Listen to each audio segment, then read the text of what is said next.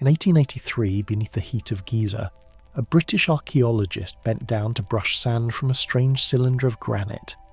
His name was Flinders Petrie, and what he uncovered that day would change how we look at history forever. The object looked simple, no hieroglyphs, no ornament, just a core of red stone pulled from the sand. But spiralling around its surface was a perfect groove, deep, even, mechanical. Each ridge wound forward with the precision of a modern diamond-tipped drill, curling through quartz that copper should never touch. Petrie turned the core in his hand, sunlight catching its edges until the spiral gleamed like metal thread. He'd measured temple walls, statues and shaft, but never a mark this deliberate, this modern. He recorded every detail with the caution of an engineer. Uniform depth, constant pitch, a motion that advanced through granite at a speed no hand could maintain. The discovery contradicted everything he knew. Egypt's builders, we're told, carved with hand tools and patience, copper blades, sand, and rope. Yet this single fragment told a different story, one of torque and control, of rotation instead of impact.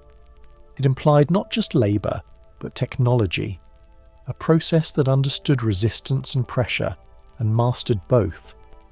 And Petrie wasn't alone for long. Other cores began surfacing across the plateau, each one bearing the same spiral fingerprint, each identical down to the fraction of a millimetre. When modern engineers studied them with lasers more than a century later, they found something startling. Every groove followed the same feed rate, the same angle, as if the cuts had been calibrated by a single set of invisible standards. Granite doesn't lie. Whatever made those spirals was deliberate, mechanical, and, by every textbook, impossible. But Giza rarely offers just one mystery at a time. Venture deeper into the bedrock and the pattern continues. Sarcophagi carved from single blocks of granite, their interiors squared to impossible precision. Walls that meet like mirrors, joined so tightly that even light hesitates at the seams. When sound moves through those chambers, it lingers, resonating at 438 Hz, the same frequency used to tune modern instruments. And when thermal cameras swept across the Great Pyramid in 2015, they revealed something even stranger. Heat blooming in specific stones, as though energy still pulsed beneath their polished faces. It raises an unsettling question. Were these structures ever truly dormant? Because the more we measure, the more they behave like instruments rather than tombs. In the king's chamber, tone becomes vibration. Vibration becomes geometry. Stone behaves like circuitry, channeling resonance through its own crystalline veins. The architecture feels less designed to honour death than to amplify life. To some, it's coincidence. To others, it's the faint hum of a science too old to recognise, still echoing through matter. The truth may be buried, but the stone hasn't stopped speaking.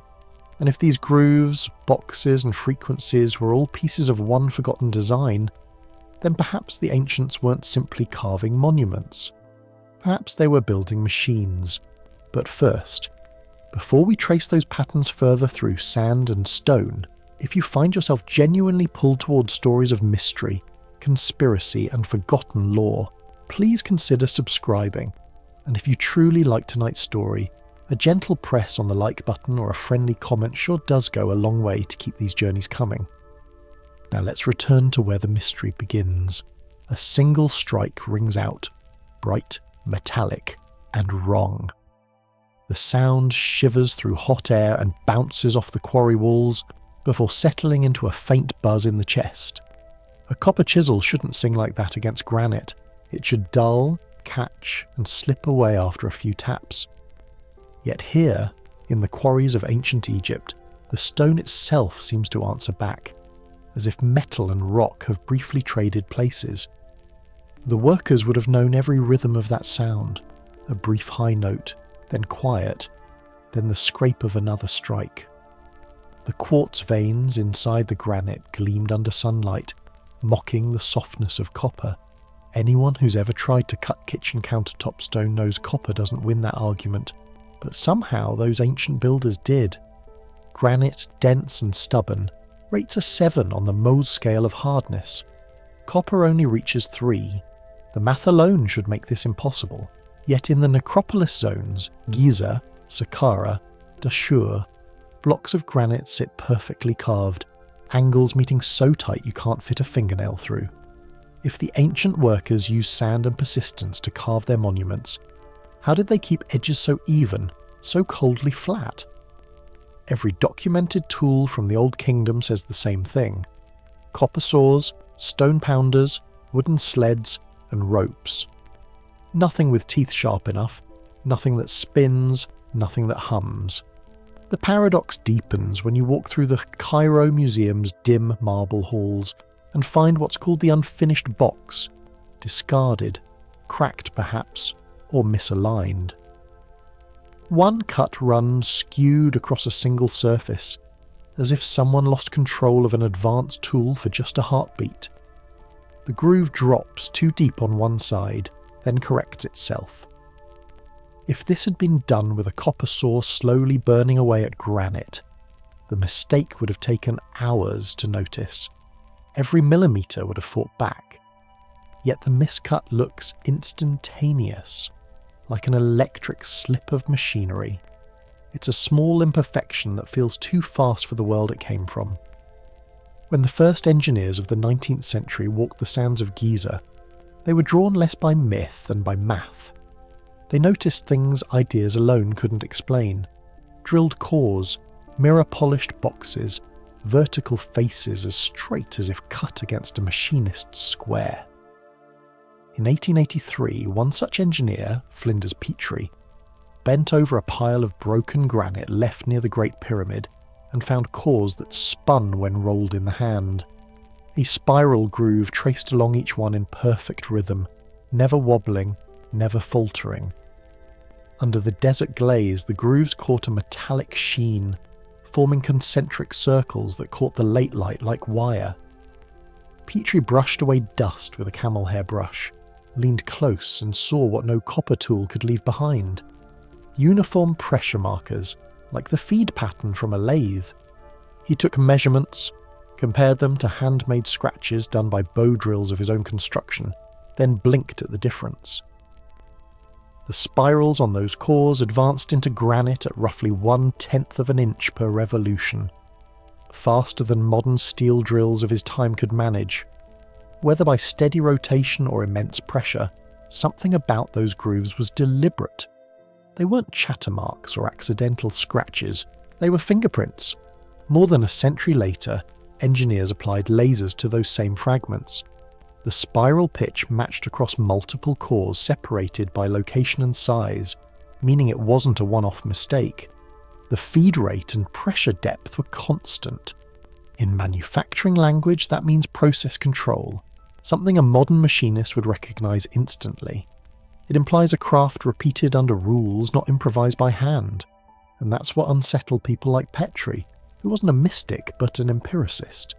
He didn't claim flying saucers, he claimed precision of process where none should exist. The early anomalies hid beneath more famous forms, giant statues, pyramids and avenues, but once you notice them, the eye can't ignore what the hand must have felt. A polish too smooth, a corner too square. The Serapeum at Saqqara holds massive granite boxes long believed to be sarcophagi for Apis bulls. Each box weighs roughly 70 tons, cut from single pieces of granite so uniform that a laser still fails to detect deviation greater than a millimetre. Inside, the walls shimmer black and reflect torchlight like glass. Rub a fingertip along an interior edge, and there's no texture, no grain, no chatter. The air even bounces differently inside, sharp and dry, the way it does in metal rooms. Tests with copper and sand saws have tried to replicate such smoothness. The results come out scored and uneven, grooves shallow and wavering, the sand abrading inconsistently as water carries grains away. At best, after hours of labour, a few centimetres of rough channel appear. Yet the ancient blocks show deep, consistent traces that stretch for meters. The scale of time needed to achieve this by friction alone is staggering, generations perhaps, and still wouldn't produce that mirrored finish. Something about the process balanced force and control at a level no simple workforce armed with stone hammers could sustain. The wider paradox whispered through field camps and lecture halls in Petrie's time: if these people mastered unseen methods, why didn't later dynasties build the same way? Tombs of later pharaohs grew ornate, yes, but rarely matched that cold precision. The skill seemed to burn bright early and then vanish. Even the skeptics, people trained to roll their eyes at any claim of ancient machines, have admitted that the earliest granite work is finer than what followed centuries later. It's a reverse timeline of progress, as if the knowledge didn't grow but decayed. Picture an engineer walking across the plateau in the 1890s. The wind presses grit against his boots. He kneels beside a core half buried in drifted sand, measures coil after coil of that impossible spiral, then sighs because the numbers make no sense. He takes the sample home, sets it under glass, and still can't explain why a civilization using copper would leave a pattern only industrial tools create. Over the decades, scholars explained such marks as the result of repetitive abrasion with sand and patience, but that solves part of the mystery only. It accounts for motion, not the visible character of the cut, the symmetry, the constant pitch, the absence of tool bounce. Every granite artifact discovered since repeats the dilemma. In Aswan's quarries, you can still see channels left by extraction, a kind of ancient workshop frozen mid-motion. Some of those grooves appear to have been scooped rather than pounded, following arcs that fit a rotating tool. Microscope scans have even revealed glassy surfaces in the bottom walls of certain channels, faintly heat-altered, as if exposed to high friction temperatures for brief moments. The same phenomenon occurs in modern factories when cutting tools seize under immense speed, yet there is no physical record of what that tool was, nor even an impression of guiding mechanism or frame. Christopher Dunn, a mechanical engineer in aerospace manufacturing, later examined these patterns with a professional's eye for tolerance and feed marks. He saw what Petrie hinted at: a systematic approach, not random artistry. When he mapped measurements from several granite boxes and cores, the ratios lined up. The walls of the boxes were parallel within thousandths of an inch.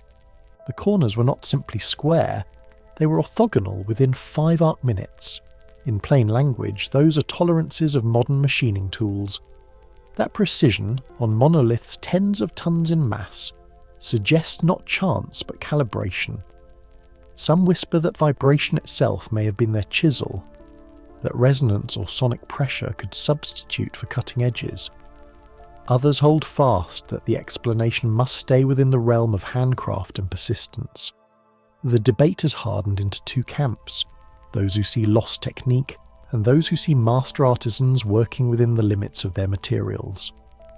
Both agree that what we stand before today defies easy replication. Try to cut a cube of granite by hand, maintain equal depth on all sides, and polish to perfect reflection. You'll discover how quickly every human error multiplies. The ancient builders seemed immune to that drift. Their measurements suggest tools that remembered their paths, machines, or methods that preserved alignment automatically. That is the line where myth presses against metallurgy. Still, there's human presence in every inch. Someone fed that tool or steadied that guiding arm. Petrie's own handwriting in his field sketches shows tiny corrections, half-believed suggestions as he wrestled with data that felt centuries out of place. He refused to overstate, describing only what the stone revealed, and yet what the stone revealed had no companion in any known workshop. By the time lasers and computer modelling arrived, the evidence was firm enough to quantify. Identical spiral ratios on multiple cores, consistent groove depth, regular wall smoothness, none of which should occur through simple hand-driven abrasion.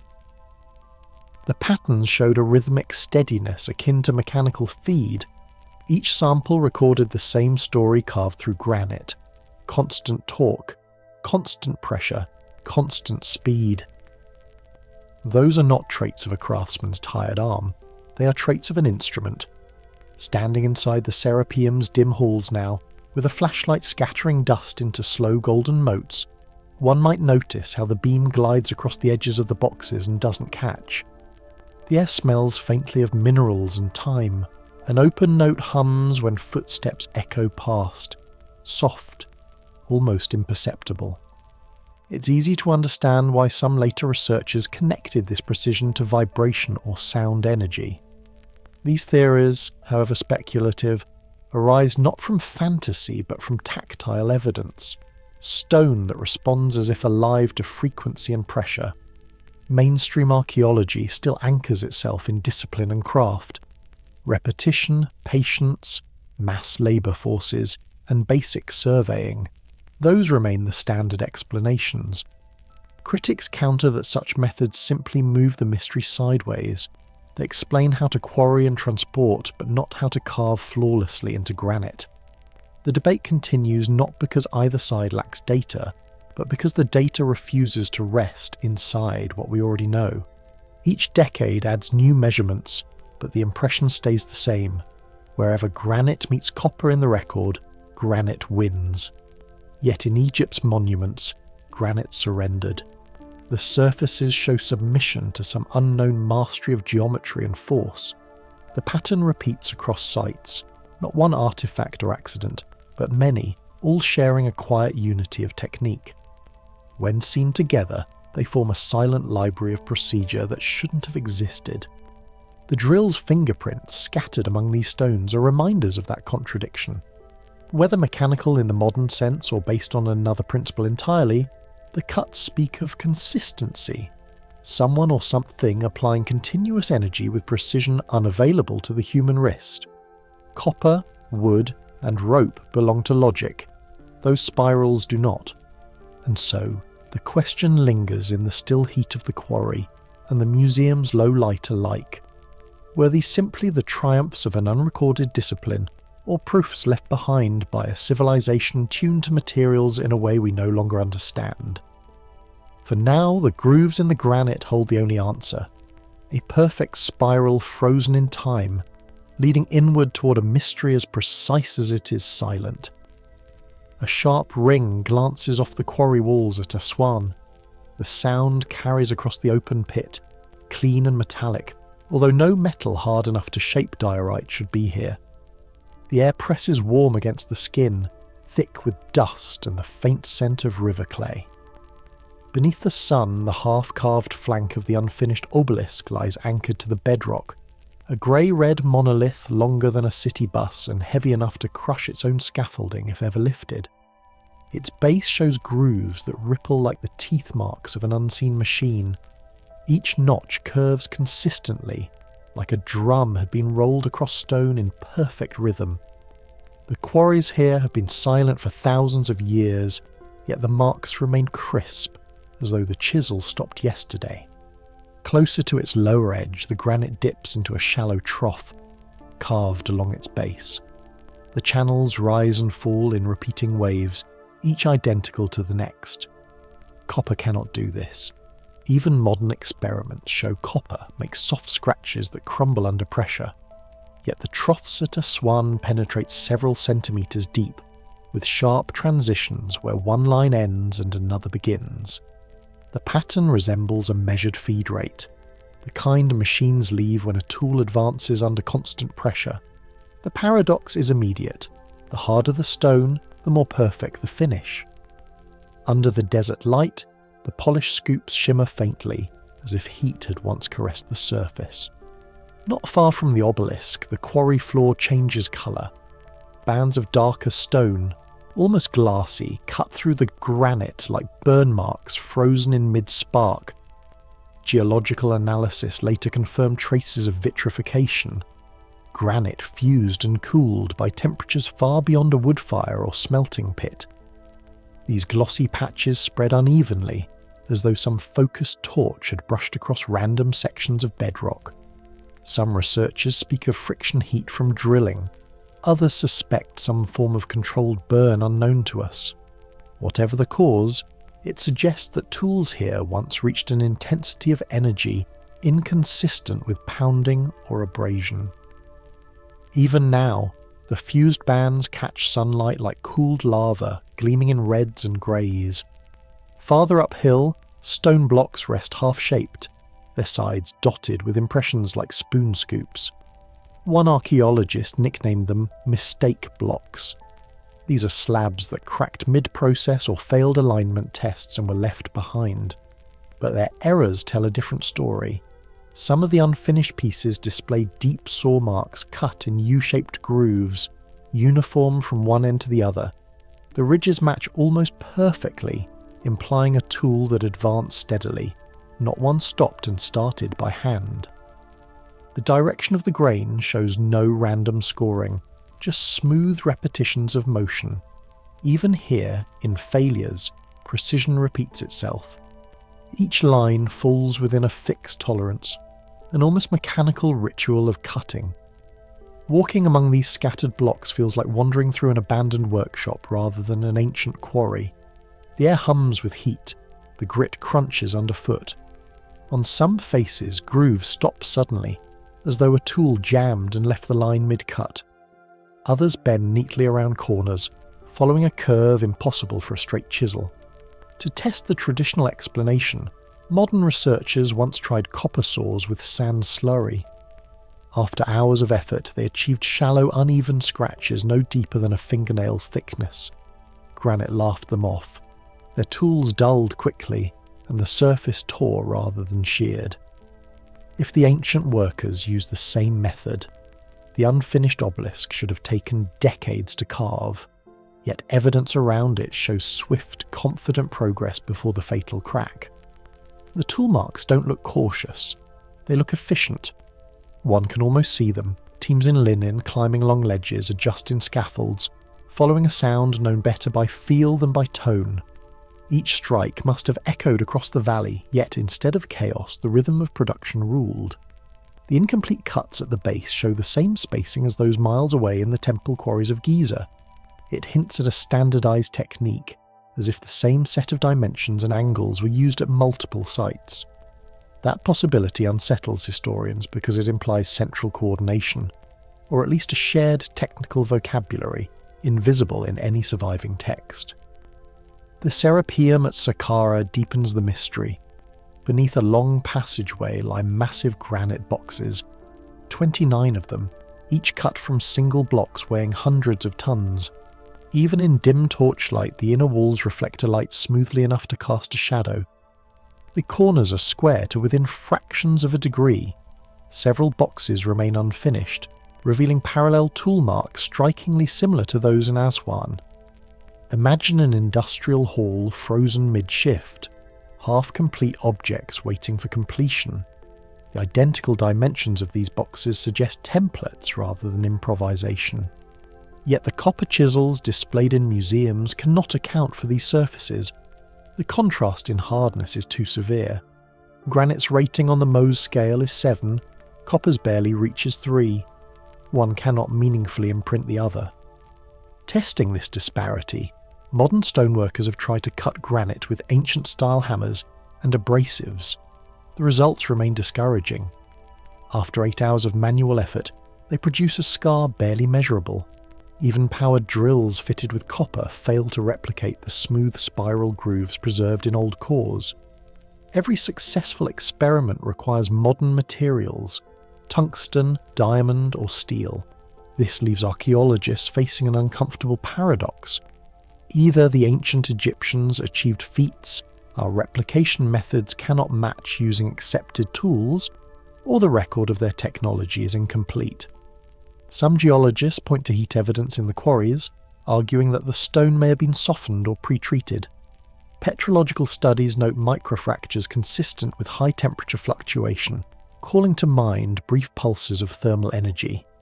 Supporters of this interpretation whisper about ancient techniques involving vibration or thermal shock.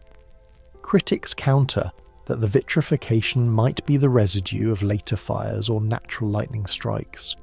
But lightning would scatter randomly. not trace smooth parallel channels. The pattern of heat damage suggests deliberate application, controlled, directed, and above all repeatable. Granite cores housed in museums carry the same telltale spirals that first caught Flinders Petrie's attention. Under magnification, the striations line up at identical intervals, like grooves on a phonograph record. Some cut shallow, some deep, but each maintains a consistent pitch, as if governed by mechanical feed. Petrie's notes describe him brushing gritty dust from one such core in the quarry light, realising the circular pattern could not be accidental. The spacing narrowed toward the centre, a drill advancing smoothly under pressure. Today's scanning software confirms his measurements, but cannot explain them using hand-driven tools. Whatever once rotated inside those shallow holes did so with balance and steadiness rivaling modern workshop precision. The mystery extends beyond geometry into scale. The unfinished obelisk alone would weigh roughly 1,200 tons, far beyond any confirmed lifting capability of that era. Its partial release from the bedrock shows that the workers intended to free it in one continuous piece. That single ambition suggests confidence not only in cutting, but in transportation. One might cut with difficulty out of necessity, but no one begins a project that great without a system that works. When the stone cracked, work ceased instantly, as if the method could not simply adjust to a smaller piece. The job was binary, either perfect or useless. That stop-start rhythm appears throughout early Egyptian architecture. Perfection reached abruptly, then abandoned without visible transition. Over time, the exposed grooves filled with sand and wind rounded their edges, yet even now returning engineers measure the curvature and find the same values repeated. A standardized radius, precise depths corresponding to predictable increments of tool advance. Such numerical consistency hints at measurement rather than instinct. It paints the portrait of an organized workflow, a schema that functioned across kingdoms but slipped away before the later dynasties. Archaeological layers show that later builders reused stone from older sites, rather than carving new ones from the hardest rock. This regression in technique reverses the normal curve of technological evolution. Civilizations usually progress toward efficiency. Egypt paradoxically began with it. Under the afternoon heat, the quarries seem to breathe. Microscopic mica flakes glitter in the light, catching on boots and palms. The slopes are scarred with half-chiseled steps, each wide enough for a worker's stance. A visitor tracing their path today can follow the rhythm of each pass. Down, sweep, release. When lit at low angles, the scallops resolve into a repeating pattern so deliberate it feels machined. The hand that made it has vanished, leaving only its tempo in the stone. In these shadows, it is hard not to feel the echo of production lines humming long before factories existed. Scientists studying these places admit that the obvious explanation, years of patient abrasion, fails to account for the finish or depth. Nor does it explain the apparent heat treatment along certain grooves. The traditional story struggles against the evidence etched permanently into the bedrock. Some geologists suggest that ancient tools might have used embedded abrasives harder than quartz, but none have been found. Others think simple mechanical leverage, weighted drills or rotating sled systems, could explain continuous motion. Both proposals demand coordination and energy sources that the historical record does not yet disclose. Meanwhile, the Serapeum boxes stand mute, their broad lids still lined with perfect 90-degree edges. In the dim corridors, when a light passes over them, the reflection bends cleanly along the grain, showing surfaces truer than modern polished floors. They are, in every measurable sense, beyond the capability of copper tools. When engineers tested replica cutters under laboratory conditions, the expected feed rate using sand and copper measured 4 mm per hour.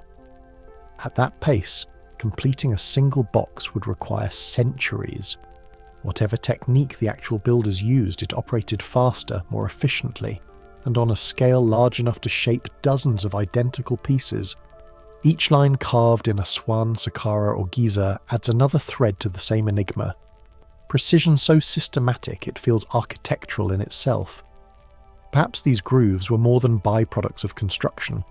Perhaps they were blueprints encoded in physical form, visual instructions carved into the living rock for later generations to decipher. Yet those later generations, including us, only puzzle at them. The marks seem to whisper something about motion, pressure, heat and rhythm, the grammar of a forgotten workshop. When the desert wind eases, the quarry falls quiet except for the faint tinkling of loosened grit sliding down the walls. The grooves shimmer faintly under the evening light, each a frozen line of energy spent long ago. Whatever power once flowed through those tools, it left traces that neither time nor weather could erase. It is here, in these forgotten channels, that the riddle of Egypt's first builders deepens. Their blueprints remain cut into the earth itself, still waiting to tell us how stone learned to behave as if alive, and how that understanding may connect to something larger beneath Giza's plateau, where water moves unseen and the stone may still respond. Beneath the Giza plateau, an unseen current drifts through the limestone, groundwater pushing silently through veins carved by time. In the stillness below the stone, it murmurs with steady rhythm, touching chambers few have entered. Some engineers have traced that quiet movement, noting how it flows directly under the Great Pyramid itself. It seems ordinary at first glance, just subterranean water moving through porous rock. But to certain researchers, this unseen motion could have been the fuel for something greater. They suspect the ancients might have understood how the planet breathes through such currents, and how motion, pressure and sound merge where rock and water meet. Those who study this shadowed terrain speak of resonance. Water is one kind of vibration, stone is another. When the two meet, the frequencies join, creating pressure changes that ripple upward. Over time, some have proposed that the pyramid was not simply a static monument, but a kind of living circuit. The idea appears most famously in Christopher Dunn's theory of the Great Pyramid as a power plant, an immense machine designed to translate the Earth's pulse into measurable energy. He suggested that groundwater flowing under the pyramid might have generated vibration within the granite, and that this mechanical resonance reached into the structure itself, setting its chambers humming. In this vision, the pyramid's architecture becomes an energy pathway rather than a tomb. Dunn described the internal chambers like components in a vast acoustic device, the subterranean chamber acting as a driver, the Queen's chamber as a hydrogen production vessel, and the King's chamber as a resonant amplifier built to magnify sound and pressure into a standing wave. Within this network, the combination of limestone and granite may not have been accidental. Limestone resists electrical flow, it insulates. Granite, rich with quartz, conducts. The interaction of these two materials could have focused energy toward the pyramid's interior, amplifying whatever small potentials arose from natural vibration and the movement of water below. Hydraulic energy would then be translated through the pyramid's geometry itself. Water moving through channels under compression could create electrical charge across quartz crystals in the granite, the same piezoelectric principle modern electronics use to regulate watches and transmit signals. According to Dunn's interpretation, the pyramid's precision alignment and angle were carefully chosen to work in harmony with this resonance, each measurement balancing physical structure with energetic performance. Whether or not this was truly the builder's intention remains unproven, but the scale of the pyramid's accuracy does give room for curiosity. Later, marine engineer John Cadman constructed working-scale models based on the pyramid's subterranean chamber.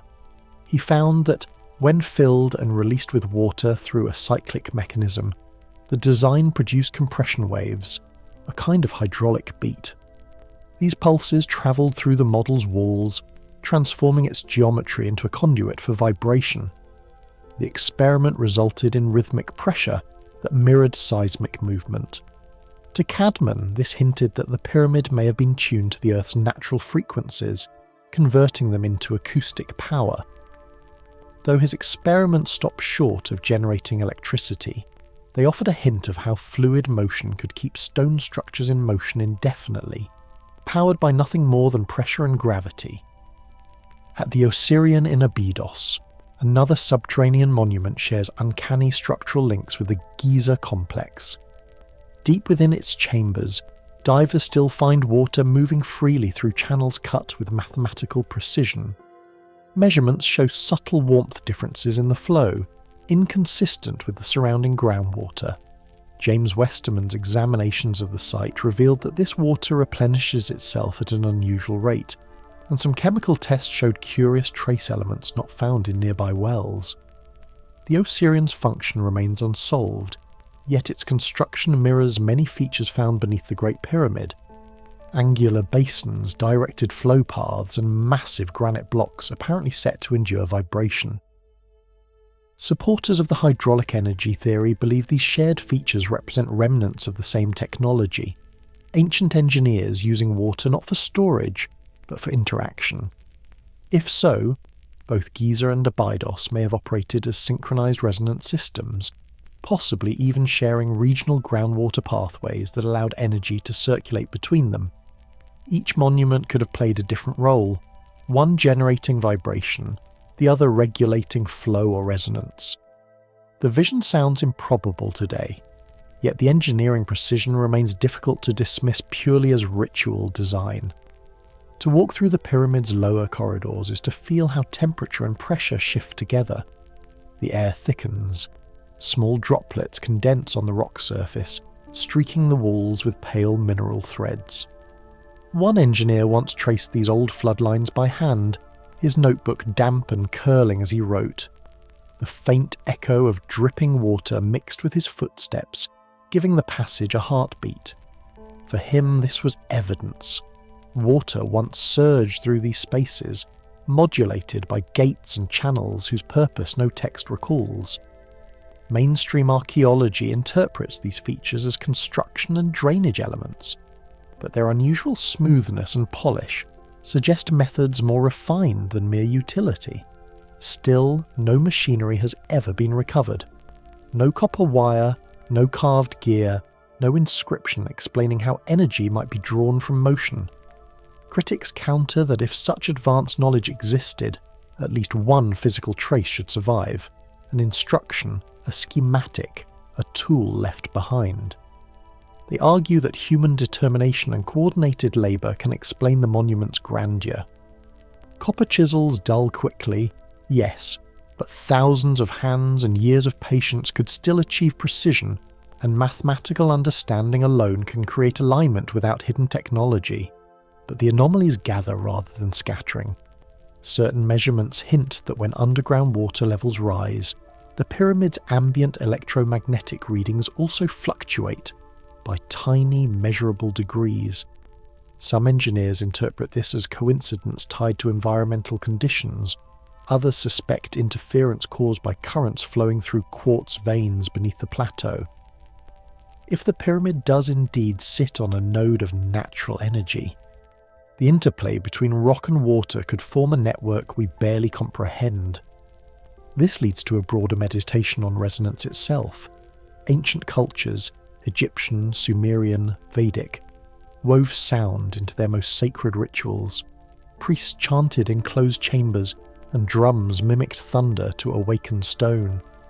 One could view these practices as spiritual dramatization, or perhaps as how early people learned to manipulate natural vibration. Modern acoustic studies have shown that certain enclosed volumes enhance or amplify specific frequencies. Within the pyramid's interior, frequencies around 440 Hz multiply rather than fade, creating standing waves that linger in the air long after the initiating sound stops. If that phenomenon operates at lower earthbound frequencies through vibration instead of voice, it's possible the pyramid worked as a planetary resonator, receiving and shaping the Earth's low mechanical hum. From this perspective, ritual and technology blur. What modern listeners call chanting could once have been calibration. Priests maintaining vibrational balance rather than invoking supernatural entities. Lineages of masons may have memorized harmonic ratios without articulating the science behind them. Over time, that understanding, passed orally, guarded in symbolic language, could have faded, leaving structures that still operate but whose purpose became myth. For those drawn to speculative history, the pyramid's materials support that intriguing possibility. Each layer serves a distinct role: an outer casing of fine limestone reflecting energy, inner chambers cut from granite responding to mechanical stress, and pathways where air, or perhaps steam or gas, might have circulated. Hydrogen appears in several theories as the missing medium. According to Dunn, chemical reactions within the Queen's chamber could have produced small quantities of hydrogen gas, which when exposed to high-frequency vibration might behave as a transmission medium, similar to how plasma carries information in modern energy systems. Hydrogen would resonate with sound at specific frequencies, acting as the working fluid of the pyramid's inner circuit. Though this remains hypothetical, its consistency with both geometry and material choices keeps the concept alive in fringe engineering circles. In the quiet of night, with stars mirrored in the surrounding sand, one can almost sense the structure responding. Wind slips through open vents carved at angles once thought symbolic, now possibly understood as pressure regulators. The limestone walls muffle outside noise but transmit internal vibration. Touch them, and a faint trembling becomes noticeable after a moment's patience. Supporters suggest that this microscopic quiver, multiplied through millions of tons of stone, could amplify energy in mechanical form. The pyramid in this light becomes a vast stabilizer balancing Earth's natural oscillations, a living participant in the planet's energy exchange. Mainstream scholars view such interpretations as romantic but unfounded. To most Egyptologists, the pyramid's purpose was ceremonial, the perfection of order as an act of faith, its resonance intended to echo prayers, not power cycles. Yet those focusing on physics see no contradiction. Sound can move both spirit and energy. A temple that celebrates resonance could also embody its physical effects. Perhaps in antiquity there was no distinction between sacred and scientific, between a prayer and a frequency. Each acted as a tool to align human life with the planet's invisible rhythms. There is also the matter of geometry itself. The pyramid's latitude aligns almost exactly with the speed of a light expressed in meters per second. A coincidence by modern account, yet one that adds to the structure's mythic aura. Its four sides curve inward slightly, creating a concave surface only detectable through precise survey, a feature that strengthens the idea of deliberate engineering.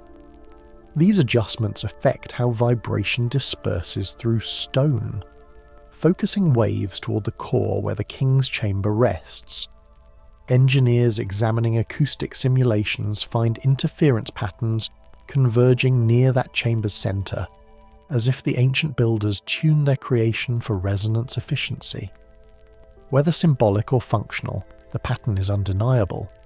Across speculative research, the same question surfaces. If resonance underpinned these designs, what was the ultimate purpose? Energy conversion explains part of it, but there's room for a subtler reading. Some whisper that the pyramids interacted with geomagnetic fields to stabilize climate or seismic activity, acting as regulators more than generators. Others propose communication, structures broadcasting frequency signatures detectable elsewhere on Earth, forming a planetary network of harmonic nodes. Though none of these theories hold formal proof, each feeds the enduring sense that function, not only faith, shaped the stones. For the field engineers and independent researchers who dedicate years to studying these mysteries, the allure is personal. They kneel beside flooded shafts, scraping algae from stone, measuring water's temperature with simple thermometers. Pencil marks on survey ledgers blur where moisture seeps from the walls. Even with modern tools, answers remain partial. Numbers align, waves resonate, but the pyramid offers no definite confession. Precision alone does not reveal intention. What we can observe is this: granite and limestone behave differently under stress. Water and vibration interact to generate force, and the pyramid's construction incorporates all these components with a coherence not seen in later dynasties. Each fact exists on its own, measurable and real. The interpretation, the why, remains a space filled by theory, wonder, and speculation. Some argue that energy extraction is unnecessary to explain precision architecture, while others maintain that the recurring anomalies across sites suggest a shared technical heritage. Regardless of which side one favours, both agree on the pyramid's emotional effect. Beneath its mass, one feels less a monument than a pulse. The air carries low frequencies that vibrate through the ribs. The floor seems to breathe with the earth itself.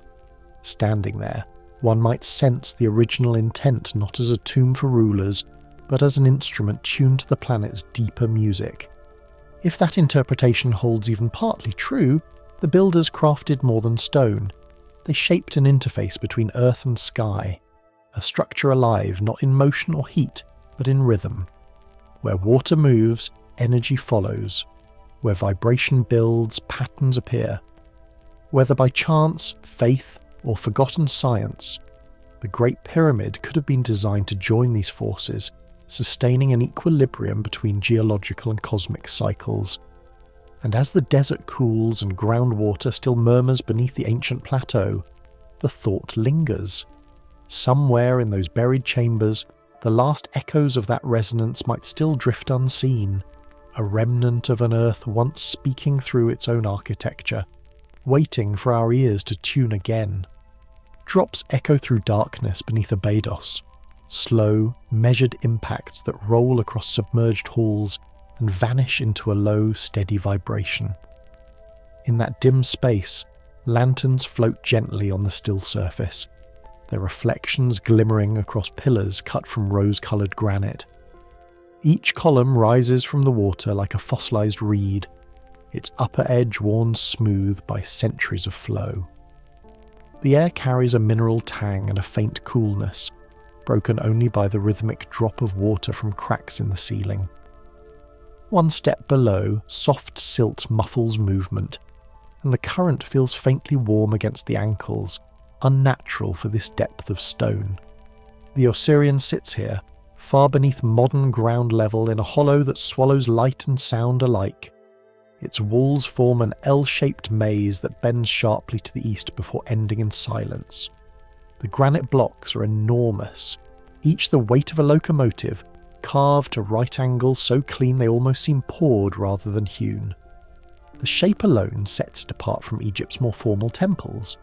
Instead of a linear procession, it folds in on itself, like corridors of a machine frozen mid-motion. When sunlight filters down from the entrance shaft, the glow slides across submerged lintels, revealing edges so precise the reflections split into shards of copper and gold.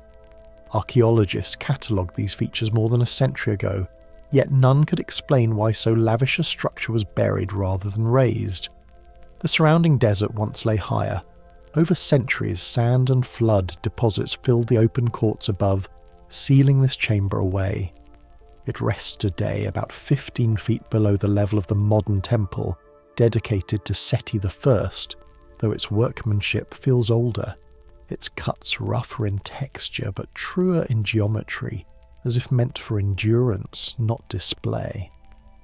Local guides still describe it as the house beneath the temple, a phrase that fits the way it hides under the lighter sandstone layers built in later dynasties. Between the pillars run narrow channels that weave through beveled grooves, stone gutters that once directed water from one basin to another. Some end abruptly against sealed walls, hinting that the hydraulic layout continued beyond the excavated area. At one end of the north corridor sits a depression large enough to hold several thousand gallons, flanked by identical recesses carved at descending heights, like sequential stages of filtration. The arrangement looks functional more than decorative, and when floodwaters from the nearby canal seep in after heavy rains, the system begins to breathe again. The pools refill, spill, and equalize level by level, as though obeying a forgotten instruction still embedded in the angle of each channel. Modern measurements show something stranger. The residual water trapped here is not identical to that of the surface wells. Analyses show a variation in isotope ratios, a difference subtle but consistent, implying that the liquid once filtered upward from a separate underground source. Some investigators have described the temperature variation too. Slightly warmer pools collected in the deepest recess, while the upper basin stayed cold. It is as if the stone itself was channeling warmth from below. Skeptics see natural seepage and geothermal pockets at work. Others see remnants of an engineered hydraulic flow long misunderstood. Under torchlight, mineral streaks line the lower stones, bands of brown, green and faint turquoise, formed by chemical deposits that appear layered by alternating cycles of wet and dry. This pattern suggests that water once rose and fell at regular intervals, not chaotic flooding. Observers point out that such rhythm requires both control and continuity, as though sluices or weighted gates managed each stage of release. Yet if those mechanisms existed, they left no metal behind. Only sockets and grooves remain, precise enough to grip beams or rods now vanished. Standing within, one notices how sound behaves strangely. Voices do not echo normally. They slide along the granite, carrying a faint reverb that seems directional, as though shaped by the chamber's geometry. When two people speak from opposite corners, their words meet in the centre and blend into a humming undertone. Engineers who visited in the late 20th century recorded these standing waves, and though their reports were simple measurements of frequency and decay, some later readers drew larger conclusions. The layout might have amplified vibration from moving water, turning hydraulic flow into resonance, a kind of mechanical pulse that once animated the space. A diver who explored the structure described that peculiar warmth firsthand. Descending through the flooded corridor, he swept algae from a recess carved just above the main basin. As he brushed away silt, cooler water rushed past his arms, followed by a slow swirl of warmer current from below. The shift was sharp enough that his goggles fogged. He rose to the surface to find the air itself humming faintly, as if the enclosed water and stone were exchanging energy unseen. Whether that warmth came from trapped sun, chemical reaction, or residual flow pressure hardly mattered in the moment. The sensation carried an impression that the building still functioned in miniature. Some whisper that the Osirian was never meant as a tomb or temple at all, but as part of a greater waterworks system stretching beneath Abydos. Its channels, they say, could have circulated the plateau's groundwater, feeding both agriculture above and ritual pools around Seti's complex. Supporters of this view point to the slanted galleries and angled cuts in the southern wall, resembling spillways that bleed pressure slowly, the way modern locks release flow to prevent sudden collapse. Others dismiss this theory and call it symbolic architecture. To them, every channel was ritual, a reflection of the underworld rivers named in myth. Even within that interpretation, the builders clearly knew how to harness water pressure to create symbolic motion, an artistry that bridges spirituality and engineering with unnerving ease. The erosion patterns deepen the debate. Along the lower stones, curved scours appear, similar to flow marks left by moving liquid rather than static submersion. Some of these grooves cut across tool marks, implying the shaping came first, then prolonged exposure to current later. If that is true, the Osirian may have seen functional use before gradual burial, then reactivated when Nile floods breached the basin centuries afterward. Whether accidental or planned, the relationship between flowing water and polished granite persisted across its entire lifespan. Above ground, the Temple of Seti I follows a completely different blueprint: fine artesian plaster, shallow reliefs, and conventional axial halls. The contrast is sharp, almost deliberate, as if the visible monument masked an older core beneath it.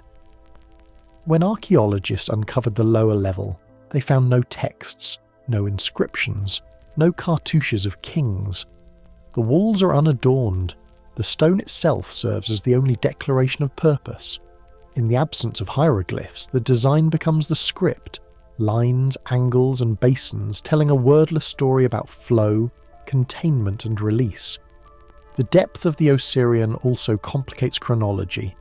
Built so far below the floodplain, it contradicts the common practice of raising sacred sites above water danger. That decision makes sense only if the builders intended floodwater as part of the design rather than a threat. The structure functions best when partially filled, its reflections doubling the columns in mirror image, creating the illusion of endless depth. To ancient eyes, such a self-reflecting chamber could symbolize the underworld's waters, yet from an engineering view it behaves like a regulator, balancing groundwater that otherwise would undermine upper foundations. The two perspectives need not cancel each other. Architecture can embody both ritual and function. At Taposiris Magna near Alexandria, tunnels beneath the temple display similar workmanship, smooth boar-like corridors with channel grooves etched into their floors. Local workers who renovated nearby wells in recent decades reported that these tunnels carried seawater inland during strong tides. Archaeologists attribute it to natural infiltration. Engineers note the curvature suggests human calculation, designed to manage flow pressure. The same coupling of religion and hydraulics appears again, water moving through sacred geometry. Farther east, the Indus Valley civilization mastered drainage patterns so intricate they remain functional millennia later. Their stone-lined baths use drop shafts and gradient control nearly identical to what Abydos hints at, scaled for entire cities rather than one building. And high in the Andes, ancient water temples redirect glacial runoff through channels cut with sub-millimeter precision, producing rhythmical cascades that sound like low chanting when flow rates align. Across these distances and cultures, the marriage of water and vibration turns up repeatedly, not as accident, but as method refined through observation. If we line these examples together, a picture begins to form. Civilizations separated by oceans seem to understand water, not just as substance, but as medium, something that carried sound, stored energy, and animated stone. In Egypt, granite met limestone where flowing groundwater produced electrical differentials. In Peru and along the Indus, it produced resonance and cooling effects. Whether by intuition or experimentation, builders treated movement and pressure as materials equal to rock itself. What they called sacred we might now call kinetic. Warmed vapours still rise faintly from the water's surface in Abydos during cool nights. Visitors say the glow of their flashlights catches a trembling haze, as if the air were turning liquid above the pools. It may be simple condensation from trapped heat. It may also mirror a phenomenon that once formed the structure's purpose, a loop of energy between flow, vibration, and stone. Nothing survives to confirm it, but the clues continue to accumulate. Parallel grooves, selective warmth, and acoustic geometry that hums under water pressure. Critics counter that such interpretations stretch evidence to fit romantic expectation. Maybe those channels merely drained seasonal floods, and the warmth results from deeper aquifers that carry geothermal variance. The granite, after all, holds heat efficiently, yet even they acknowledge the physical anomaly. The Osirians' plan differs fundamentally from later Egyptian hydraulics. No decorative mosaic, no garden temple shares its peculiar submerged L-shaped foundation. Whatever inspired its form, it came from observation unrecorded yet precise. Supporters suggest we may be glimpsing an earlier technological tradition, one that married ritual symbolism with practical environmental control. If water rose and fell through those ducts according to known cycles, then ceremony and function would coincide naturally. Chanting priests might have echoed flow sounds, synchronizing acoustics to the rhythm of hydraulic pulses. Over centuries, myth preserved the echo, while the science beneath it disappeared under slogans of divinity. Approach the basin's edge and you might hear that hum again, low and rhythmic, formed by the wind threading through runoff vents. The granite holds the sound, deepening it until it feels older than speech. Subtle vibrations climb into the air, barely enough to ripple candlelight, but noticeable all the same. And for a moment, the entire chamber feels less like ruin and more like a mechanism dormant between breaths, awaiting the signal that once drove it. Such places whisper that human ingenuity rarely forgets. It only changes language. Water remains the common translator between worlds, shaping, cooling, vibrating, recording. At Abydos, atop Osiris Magna, in the Indus, and in the Andes, the same principles shimmer through time. The belief that life and structure share flow. The science behind it may alter. The ritual clothing may fade, yet the core intuition persists. Across civilizations, water and resonance stay bound together, carrying the faint memory of technology spoken in waves rather than words. If the Assyrians' quiet pulse truly echoes through those distant cousins of stone, then perhaps its builders did not work in isolation at all. Perhaps they tuned their architecture to rhythms deeper than culture, currents of Earth itself, rising and falling beneath every civilization that ever learned to listen. The weight of the granite feels steady under the fingertips, immovable but not inert. There's a faint chill in the surface, and beneath it something that feels almost like a waiting pulse. Granite at its heart is a mesh of crystals pressed together by deep geological time. One of those crystals, quartz, carries a curious secret. When it's squeezed, it generates voltage. Modern engineers call it the piezoelectric effect. It happens every time a quartz crystal changes shape under pressure, sending out tiny, measurable sparks of electricity. We use the same principle now in microphones, watches, even electric lighters. But these are delicate instruments of wire and glass, not 3,000-year-old stone blocks set into a monument that vibrates when thunder rolls across the plateau. Quartz doesn't care about eras. Its response to pressure is timeless. When a modern researcher presses on a sliver of quartz, it behaves just as it would under the weight of the king's chamber ceiling, mechanical stress turning into electric potential. That hint of energy may be too small to light even a dust mote, yet it's enough to trigger a chain of curiosity. In a hand-sized crystal, that voltage flickers for an instant. In a 900-ton granite beam, what happens to the charge when the whole structure drains sound through its bones?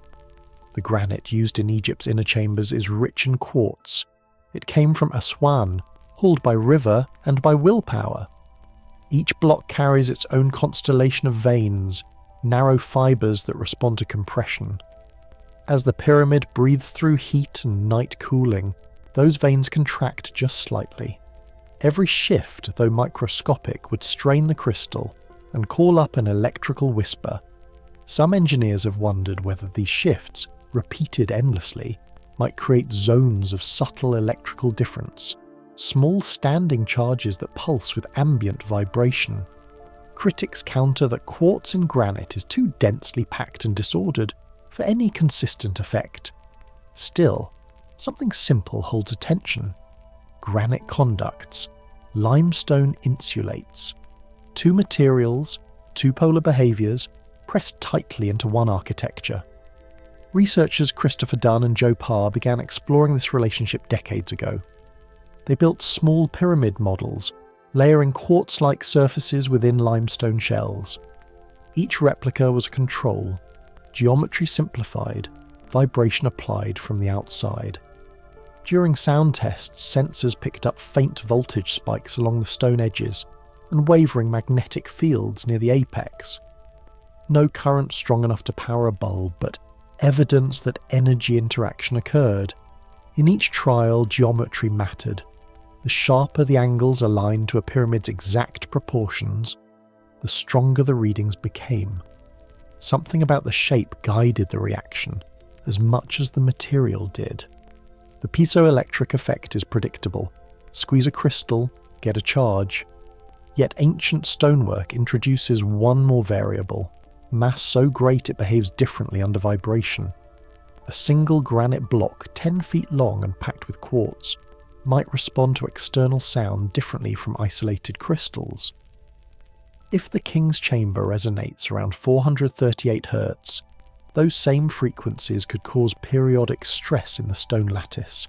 Each cycle, tiny, rhythmic, unending, might revive that same principle discovered by modern physicists. Stress becomes voltage. A building, in theory, could hum itself into electrical expression without a single wire. Not all researchers agree that ancient masons understood this interaction intentionally. Some believe they noticed a simpler sign. When granite is struck, it sings. Tap different slabs, and the pitch changes with density and orientation. The ringing tone, sharp or mellow, may have been their first clue. In modern labs, when quartz resonators are tested, they emit a crisp, musical vibration. The similarity is striking. Perhaps the builders didn't calculate piezoelectric coefficients, but they knew their stones spoke in different voices. Selecting blocks that sang alike might have been cultural artistry, or practical tuning for a monument meant to live in a dialogue with vibration. A craftsman at Aswan might have brushed dust away with a palm, listening for that metallic chime before harvesting a block. Over time, habits become tradition. Traditions accumulate purpose. If certain stones felt alive when touched, myth could fuse with observation. Granite became the heart, limestone the skin. Together they balanced energies that no language yet described. Supporters suggest this duality explains why the inner chambers used granite, while exterior layers remained limestone. From one angle, it stabilized temperature and stress. From another, it could have been a kind of natural circuit, stone translating vibration into charge, charge redistributing through the mass. Think of a quartz watch. Each tick is controlled by a tiny crystal oscillating thousands of times per second, its vibrations perfectly regular. The watch doesn't contain magic, only faithful resonance between material and energy.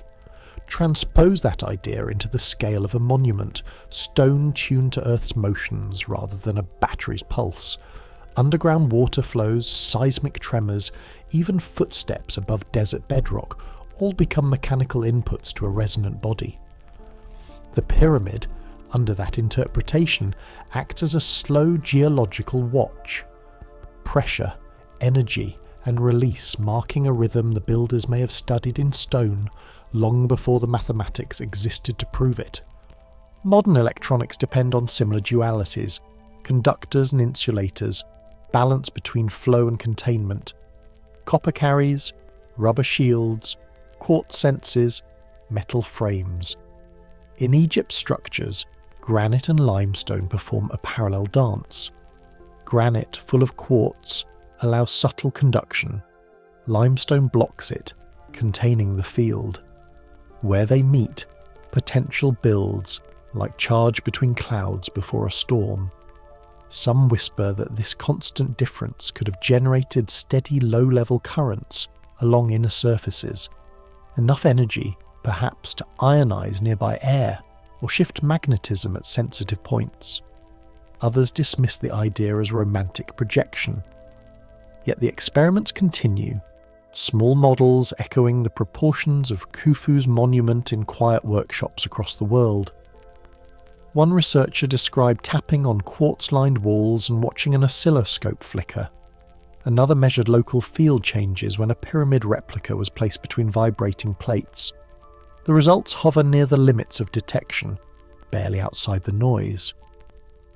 But patterns repeat, and in science, repetition keeps curiosity alive. Each test, in its modest way, mirrors what a builder might have felt through a hammer handle thousands of years ago, that faint rebound when stone and sound align. That rebound is real. The piezoelectric effect has no myth attached. It's the reason your phone's microphone converts voice into data. Here, resonance drives electrons. There, it may have driven ore. In those grand chambers, frequency and substance might have merged. If vibrations within the Great Pyramid built small, sustained charges, even minimal ones, they could have interacted with ambient fields around the structure. At Earth's surface, magnetic and electric variations already occur through natural geophysical processes. The pyramid's geometry, its slope, alignment, mass, could theoretically shape how those fields converge. Some researchers testing this with miniature models noted stronger readings when the models faced true north, just as Giza's pyramids do. The shift vanishes when the orientation changes. The difference is minute, fractions of a microampere, but it repeats with precision. Such consistency tempts speculation that the ancient alignment served multiple purposes, astronomical and energetic, visible and unseen. Still, it's crucial to remain grounded. Piezoelectric voltage is fickle. Environmental humidity, mineral purity, microscopic cracks, all alter results. What intrigues is not raw power, but intention. The builders might not have chased measurable electricity. They could have pursued balance, balancing weight, sound, and stress so perfectly that natural charge became an unnoticed byproduct. To them, stone and energy were not separate realms, but one spectrum of behaviour. Every cut, every joint might have been guided by tactile intuition rather than formulas. How the stone felt when lifted, how it rang beneath the hammer, how its edges warmed or cooled in sun. Granite introduces a paradox of sensation. It is static, yet within its crystalline web lies perpetual motion. Atomic bonds stretch, resist, and rebound endlessly. When pressure waves travel through such a dense matrix, they animate those bonds, tiny oscillations building and dissipating like invisible breath. Humans cannot feel it, instruments can. If ancient architecture intensified that activity, perhaps the builders sensed the effect through subtle feedback. Echoes felt in the hands or chest more than heard in the ears. Over centuries, knowledge often passes through ritual. A mason discovering that one stone carried load better when placed a certain way might interpret it as respect for the material's spirit. Later generations preserve the method, not the physics. The idea survives stripped of detail, but thick with symbolic charge. In that sense, Egyptian hieroglyphs showing Anubis weighing hearts can take on new relevance, a metaphor for balance. Maybe also a memory of stone responding to pressure, a cultural resonance of physical truth expressed through myth. Inside the king's chamber, touch a wall and there's resistance that feels almost like muscle tension. Every vibration, from footsteps to distant thunder, translates into strain across millions of quartz particles. Each particle, when stressed, releases electrons which instantly migrate, neutralized by the surrounding matrix. The process ends in a blink, but when multiplied by mass and repetition, it accumulates like a heartbeat too slow to recognize. Perhaps that's why sensitive instruments today register electromagnetic activity near pyramid surfaces, faint yet consistent with much smaller laboratory analogues. None of this requires assuming lost engines or alien tools. It may instead reveal a subtle continuity, an early intuitive form of material science. Long before electricity had a name, its effects might have been felt, admired, imitated. If granite under pressure could speak, then building on a scale large enough to make it sing was both act of devotion and experiment in resonance. The result would be a structure that doesn't merely stand but hums against the background frequencies of the planet itself. The comparison to microphones and watches draws a quiet line through time. Those devices turn pressure into pulse. These stones might have done the same with far slower rhythms, translating night winds, groundwater surges, or the planet's own hum into constant cyclical change. The more we measure, the more that link between vibration and life seems to fold back into history. Whether through conscious engineering or coincidence, the materials of the pyramid exhibit the same laws that govern our most refined instruments. In the dim quarries of Aswan, perhaps that principle was already known by touch. Workers might have chosen blocks not only for colour or size, but for sound, stacking them until each layer resonated in sympathy with the one beneath. Granite's veins, once random fractures, become wiring of a sort, a lattice joining each stone into a responsive whole. When pressure moves across that body, charge flickers from vein to vein. In that brief exchange, the structure shifts from monument to mechanism, from object to participant in the Earth's quiet electric field. Some whisper that this was the secret purpose, a power not of lights or motors, but of balance, stabilizing the land through resonance, honouring cycles older than human time. Others dismiss such readings as modern projection, a romantic blending of physics with myth. Still, experiments echo faint confirmation, and curiosity, once awakened, tends to outlive dismissal. Every hum through quartz, every voltage blip on a sensor, adds one more note to a melody that hasn't ended. The truth may lie in the meeting of art and observation. When granite meets limestone, conductor meets insulator, sound meets stillness. Together they form circuits no less elegant for being natural. The monument becomes a listening device for the Earth, a chamber where vibration and matter continually trade places. And at that junction of substance and motion, the old builders might have found what we chase in silicon and steel today, a way to give shape to energy without trapping it. Granite and limestone aligned act as a bridge between two realms, mechanical and electrical, physical and symbolic. Within that balance, resonance births charge, and charge fades back into stillness.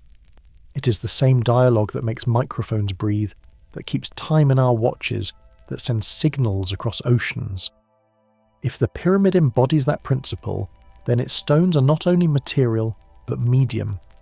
The next question is where that medium leads. If weight and pressure can awaken energy within stone, how does geometry shape its flow? The lines from base to apex may hold the answer, directing forces we've only begun to trace. A faint tone lingers in the chamber long after the last footstep has stopped. It's barely audible at first, a thread of vibration that hovers in the still air of the Great Pyramid's heart. If you breathe quietly enough, it seems to move through you rather than toward you, an unbroken note travelling between stone and air, like the murmur of something remembering its own geometry. In the darkest corner, a researcher sets a microphone against the granite and watches thin green lines crawl across his monitor. The reading holds steady, 438 cycles per second, a near-perfect A in modern tuning. He writes it down, frowns, hums softly into the walls, and the walls respond in kind, as though the space knows the note already. Those early acoustic studies in the 1970s were meant to measure echo time, nothing more.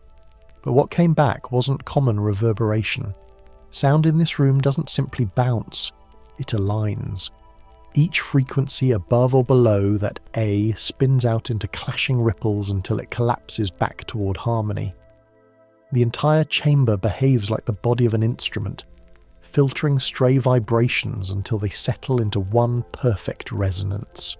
Granite, limestone, void, every element folding together to create a tone both ancient and unsettlingly modern. In physical terms, it's a frequency within hearing range. In cultural terms, it's the pitch once used to tune orchestras across the world. When engineers mapped the harmonics, they found nodal lines, the invisible banks where waves cross and cancel.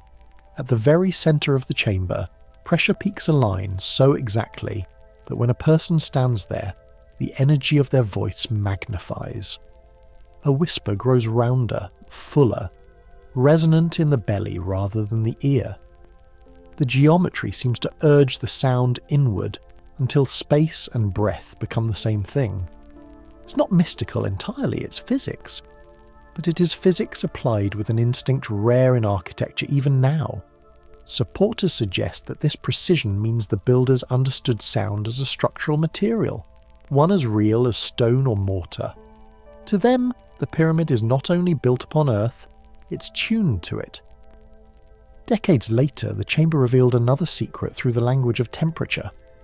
In 2015, French thermal imaging crews scanned the pyramid's faces just before dawn. Most blocks registered the chill of the night.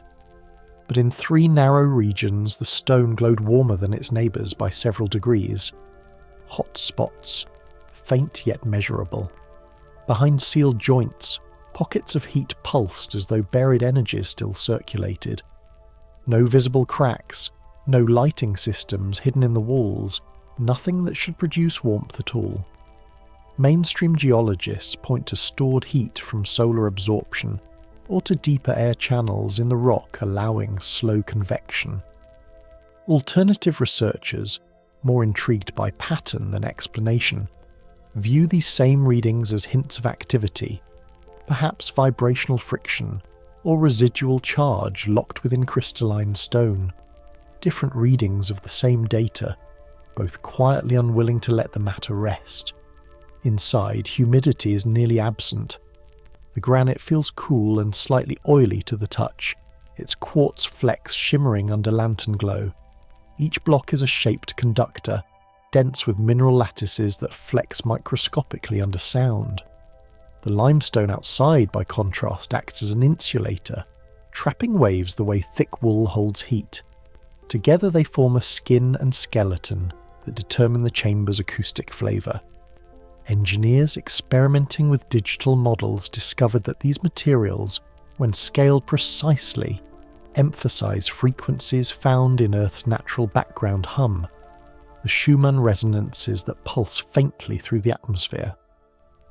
It raises an odd question. Is the pyramid echoing us, or are we echoing it? The possibility touches something older than science. In Egyptian lore, spoken words carried power.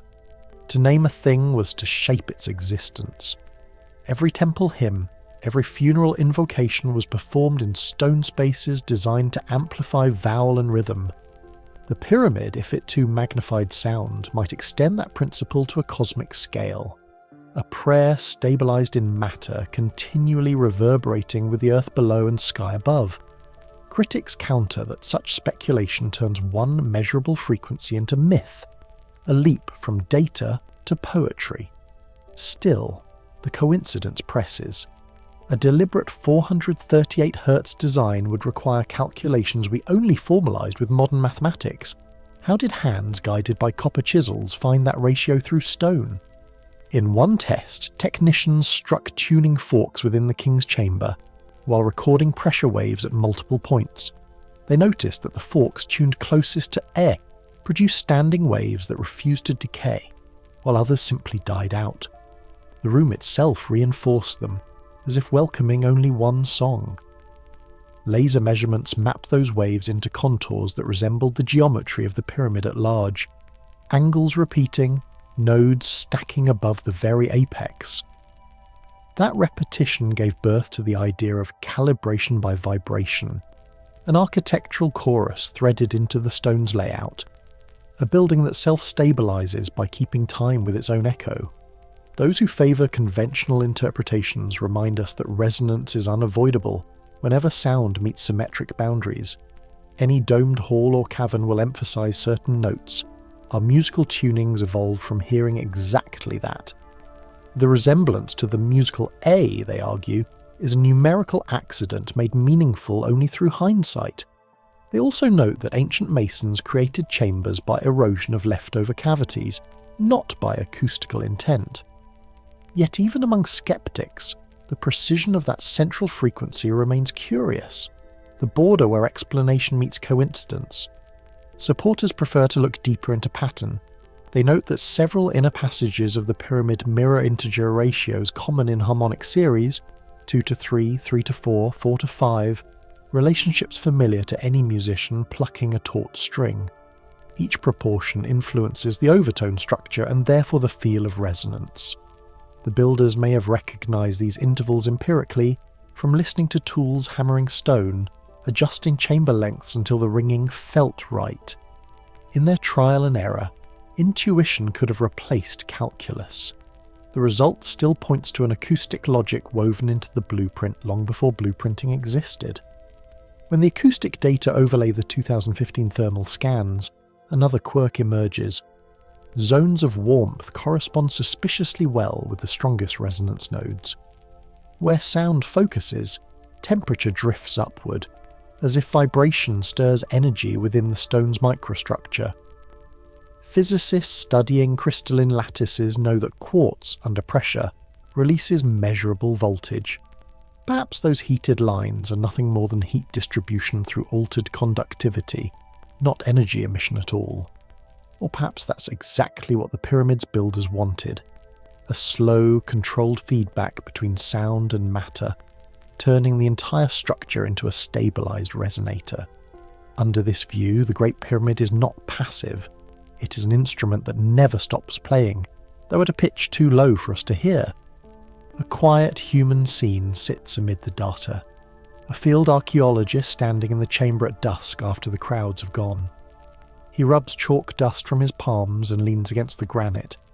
Each exhale spreads faint warmth onto the surface. He hums experimentally and listens to the long return. It doesn't end in a clean echo. The note folds back into itself, becomes physical. In that vibration he feels weight and absence at once, something neither wholly acoustic nor entirely emotional. He sighs, writes a single sentence in his logbook. The tone seems aware of us, then closes the notebook without irony. Across different laboratories, digital reconstructions keep advancing. One team builds simulation models of how air pressure would shift if even a single dimension of the chamber changed by a few centimetres. The result, the resonance collapses instantly. That sensitivity suggests deliberate shaping rather than coincidence. A mere accident rarely lands within the threshold of human pitch perception by chance, but evidence is a matter of confidence, and confidence depends on assumptions. Change the boundary conditions and certainty vanishes again. Some whisper that the pyramid's builders were tuning their work to geophysical rhythms, possibly those derived from tidal motion or electromagnetic oscillations running through the crust. In that reading, the Great Pyramid is an amplifier for the planet itself, not for any ritual music. Others dismiss the idea as romantic speculation built from overlapping data and metaphors. Still, the image lingers, a massive stone body breathing in harmony with Earth's invisible chorus, sustaining a tonal relationship we no longer hear. When you think of it that way, 438 Hz isn't a coincidence, it's a signature. In the calm of the chamber, every measurement becomes layered. Sound decays slowly, but not equally. Certain notes smooth instantly, others blur at the edges and curl back through secondary paths. Invisible architecture within the visible one. Researchers trace vectors with laser grids, capturing faint flickers of dust drawn into spirals by acoustic pressure. Each swirl betrays motion in what seems like still air. As data converts to colour bands on their screens, the walls look less like static surfaces and more like participants, acting, responding, adjusting balance as frequencies slide up and down the scale. Stone, air, human, all involved in a slow negotiation. Below these scientific frames hums another rhythm, the recurring idea that this behaviour wasn't decoration but function. What if every measurement we've taken, acoustic, thermal, geometric, is evidence of purpose rather than accident? Not a tomb for death, but a living resonator built from symmetry and substance. That notion reshapes history's timeline, recasting architecture as technology rather than art. To see it that way doesn't require belief in magic, only in competence, an ancient competence that might have equalled our own in understanding vibration as force. The opposite stance remains quieter but firm. Granite resonates because stone must.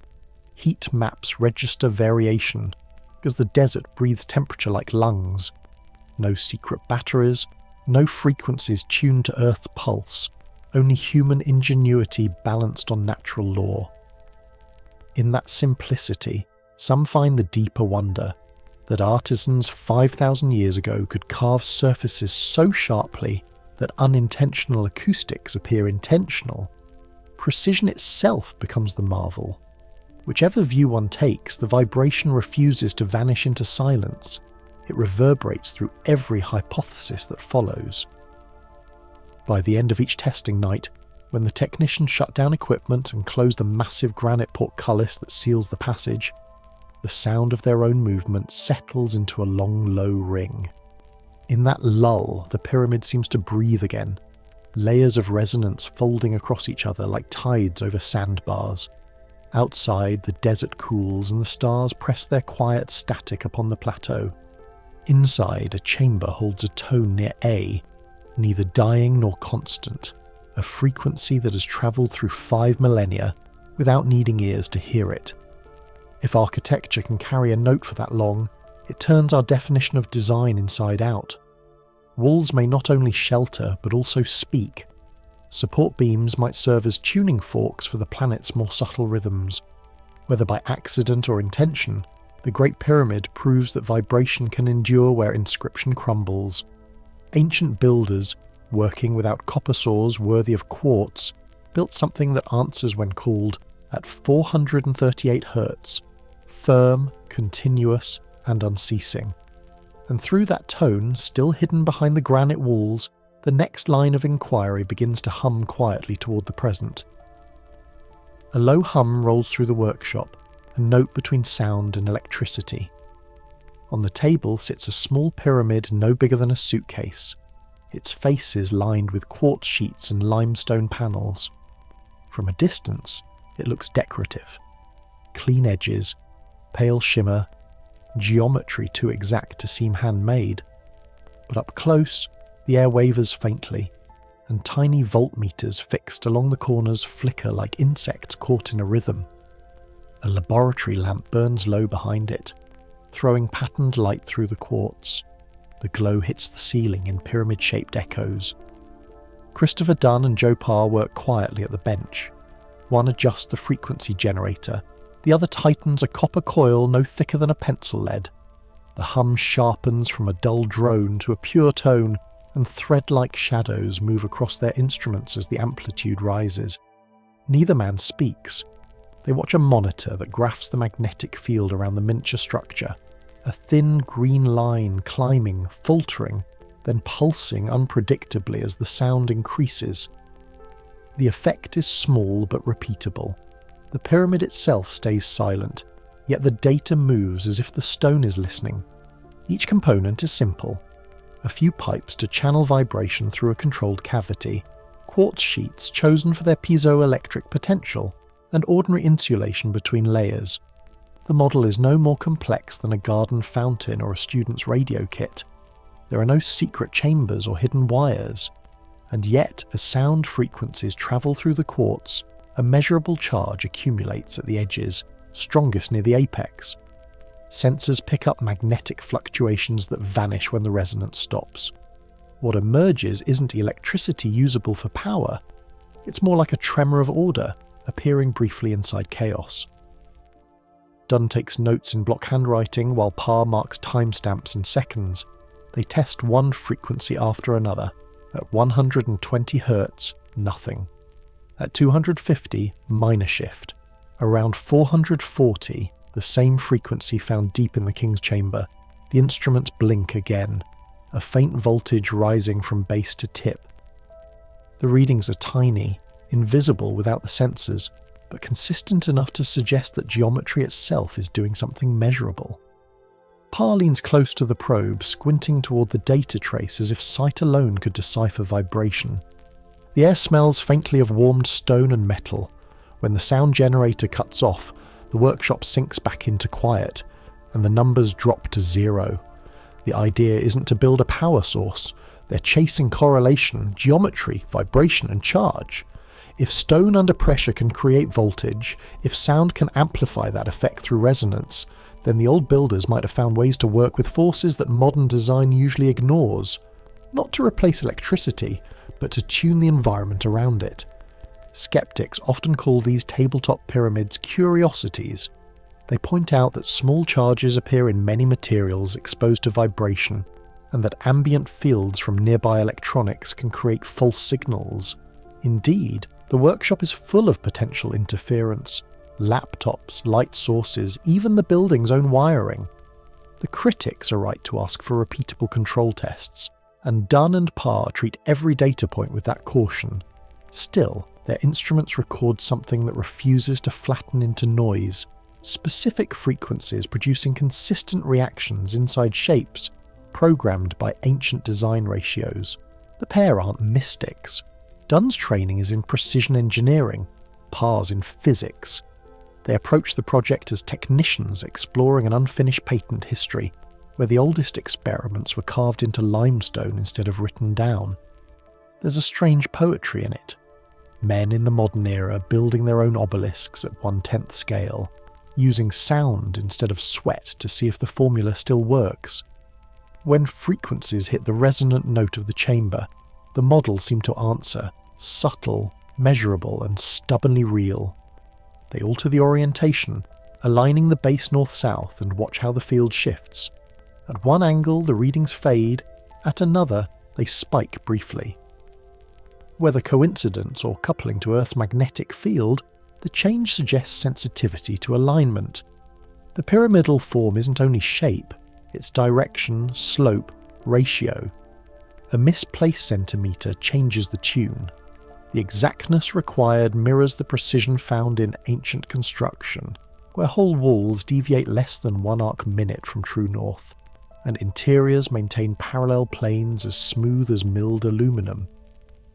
To accept that precision as aesthetic choice seems generous. For several minutes they leave the generator running at the higher tone.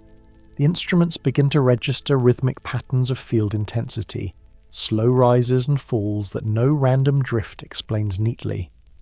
On a second attempt, those oscillations reappear within the same range. Experience tells them such repeatability, though faint, matters. The outputs never exceed millivolts, too slight to light a bulb. Yet the pyramid seems to behave as if alive.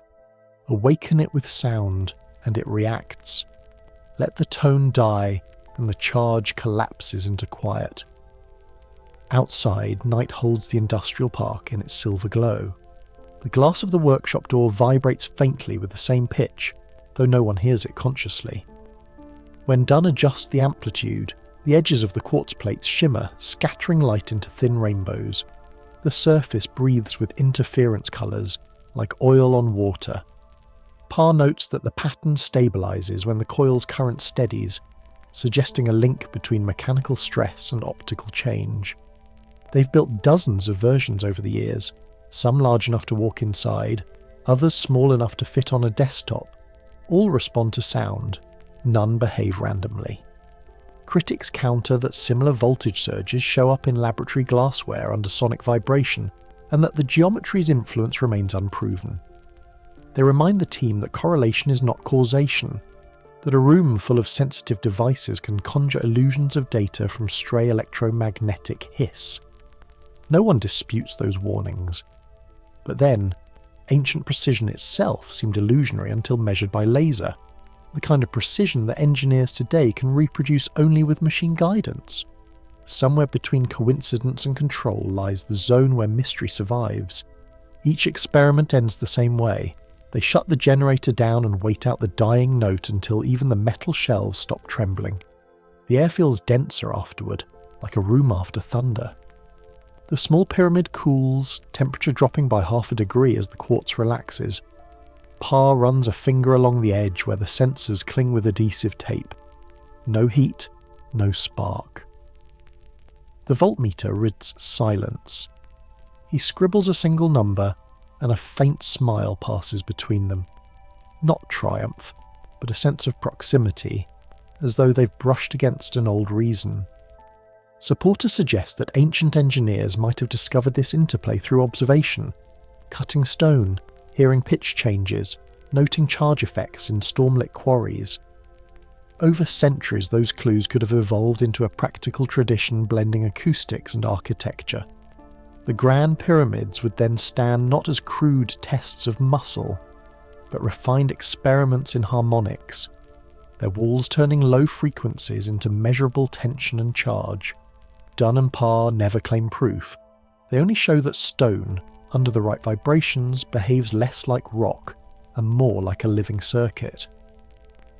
The workshop itself adds a quiet irony. Much of what happens here could be explained with standard physics, yet part of it resists simplification. The sound frequency that most reliably triggers voltage has direct mathematical ties to the ratios of the Great Pyramid's dimensions, base to height, perimeter to twice the height. Whether that relation is coincidence fascinates them both. Ancient builders may not have known why a certain proportion amplified a tone. They may have found it through ritual or repetition, but once recognised, those ratios would hold because they worked. There's another interesting layer in how the modern models sometimes emit patterns that stabilise around harmonic intervals, perfect fifths, major tones.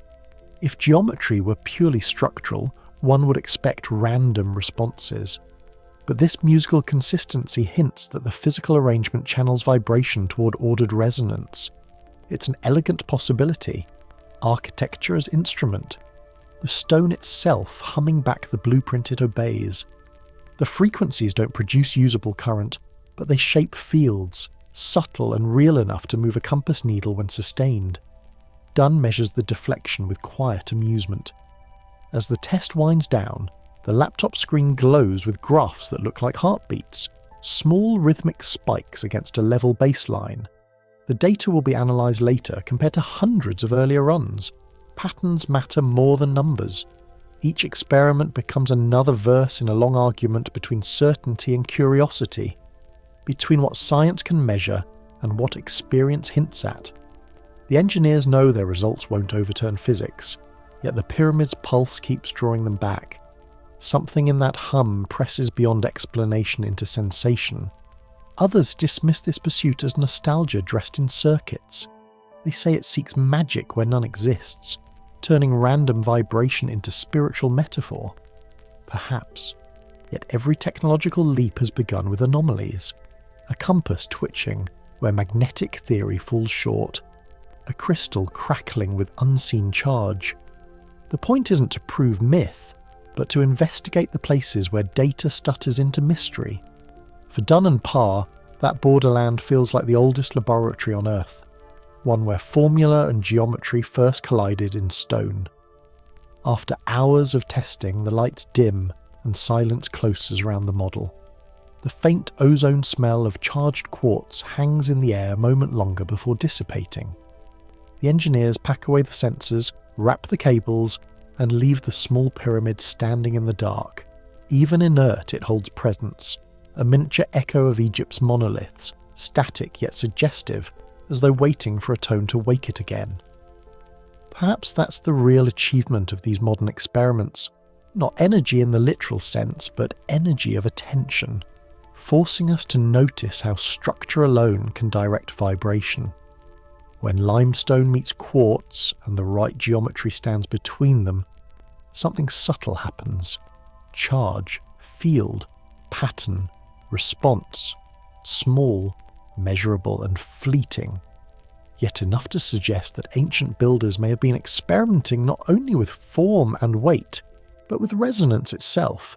The graphs on the screen flick to black. In the cooling dark, a single red light on the generator still blinks every few seconds, syncing with the faint swing of the compass needle nearby. It's an echo of pulse, the kind that doesn't need power lines, frequency remembering shape. Tomorrow they'll repeat the test, change one angle, refine the data, and listen again for that moment when stone seems to answer. The line between chance and intention grows thin there, and through it, a far older equation begins to whisper. A sharp tap echoes through the chamber. Metal on limestone, a crisp, controlled sound swallowed almost instantly by the air. The archaeologist kneeling near the wall doesn't glance up. He keeps the trowel steady, tracing a narrow cavity no wider than a fingertip. No ancient text, he murmurs, as if speaking to the stone itself, ever described an energy device. Only the scrape of dust against his gloves replies, fine grains slipping through the beam of his headlamp like smoke. In such moments the mystery feels smaller, more physical. Tool, wall, craftsman. Nothing mystical, just the weight of patient work measured over millennia. Mainstream scholars tend to see it that way. To them, each perfect edge and measured angle is the result of repetition, not lost machinery. Centuries of quarrying near Aswan taught workers to predict the behaviour of granite the way a potter reads clay. Teams trained from childhood learned to watch for stress ribbons in the stone, to mark cuts that followed the grain precisely. The margins of the Giza plateau record countless tiny corrections, the ghosts of earlier misjudgments smoothed out and replanned. The copper chisels may have dulled quickly, but in disciplined hands they created precision through time rather than torque. That patience defines Egypt's core narrative. Monumental construction required no engines, only endurance shaped by faith and collective labour. Copper saws, mixed with loose sand as abrasive grit, acted less like blades and more like files. Hour after hour, workers pulled the tool back and forth until grooves deepened through quartz. It's a technique that looks slow on paper, but scales when applied across thousands of trained hands. Archaeologists find evidence of this rhythm everywhere, chisel marks repeating in near-hypnotic intervals, as if the builders kept time with the swing of their arms rather than the tick of a clock. Still, the rhythm doesn't explain everything. When viewed with a scanner's precision, early Old Kingdom masonry displays a geometry that later dynasties never fully recovered. Joints once invisible to the naked eye now reveal tolerances within a fraction of a millimetre. In comparison, the New Kingdom's royal tombs seem rougher, their edges softened as though some subtle system had been forgotten. The result is an inverted learning curve, a backward story in which skill fades over time. Even skeptics acknowledge this inconsistency, calling it archaeology's quiet paradox. One group sees no secret at all in that decline, just shifting economies and cultural focus. As Egypt's resources stretched, artisans moved from monolithic stone toward plaster and paint, but others find the pattern harder to dismiss. When the earliest buildings show the crispest perfection, the evidence begins to read like a lost introduction to a manual we no longer possess. Against this background, each toolmark becomes an argument, every groove a sentence in a vanishing language of craft. In a field lab near Saqqara, the debate plays out under fluorescent light. Two magnifiers stand side by side over a core of red granite lifted a century ago by Petrie. Under the lenses, spiral traces circle like the grooves on a record. One researcher catalogues them as repetitive abrasion, the cumulative fingerprint of sand cutting along a revolving path. Another insists the pattern implies constant pressure, something rhythmic and steady beyond what a human arm could sustain. Their conversation moves softly but carries the tension of years. Patience versus pressure, one says, that's all it is. Yet neither can quite explain why the spacing between ridges remains so precise. At the heart of this argument lies the origin of Core 7, the piece that still fuels countless late-night theories. Its marks show nearly identical pitch and depth, suggesting a continuous downward advance, as though following an invisible thread through granite. Supporters of mechanical hypotheses point to this uniformity as evidence of drilling with consistent torque. Critics counter that the spirals may have resulted from a worker rotating the abrasive rod while gradually adding grit and water, mimicking a mechanical pattern without any hidden motor. Each theory survives because both seem feasible under certain levels of endurance. What makes these disagreements endure is the human element. Each side carries the same curiosity. The difference is in what they're willing to imagine. Archaeologists picture sweat, calluses, and generations refining a tactile art form.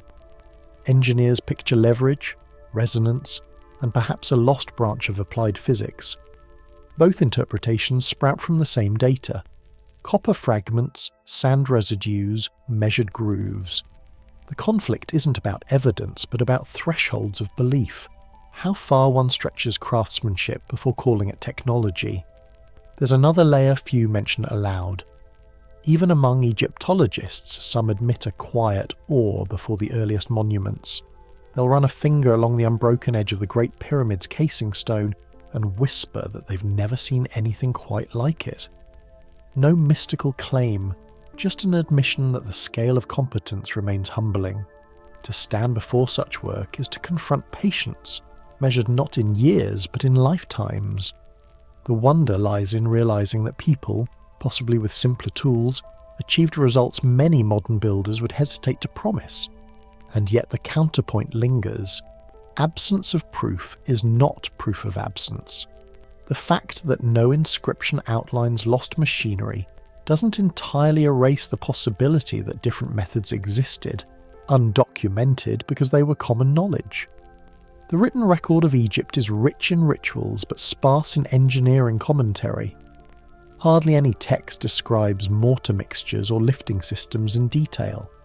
If the builders worked within practical guilds, their trade knowledge could have passed orally, fading as easily as a song when the last singers forgot the tune. But absence cuts both ways. Some caution that invoking unproven machines turns mystery into convenience, explaining the unknown by conjuring invisible tools. Real understanding requires friction, the kind that keeps both skepticism and wonder balanced.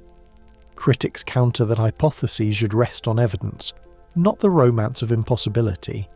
They argue that science loses credibility when speculation stands in for missing data, so they lean on what's tangible, where patterns, tool fragments, unfinished projects frozen mid-process. By studying these, they rebuild the human effort behind the stones rather than inventing external forces. However, the fading precision over centuries continues to bother even the most grounded researchers. Why does the Polish of Khufu's era appear sharper than later workmanship shaped with the same materials?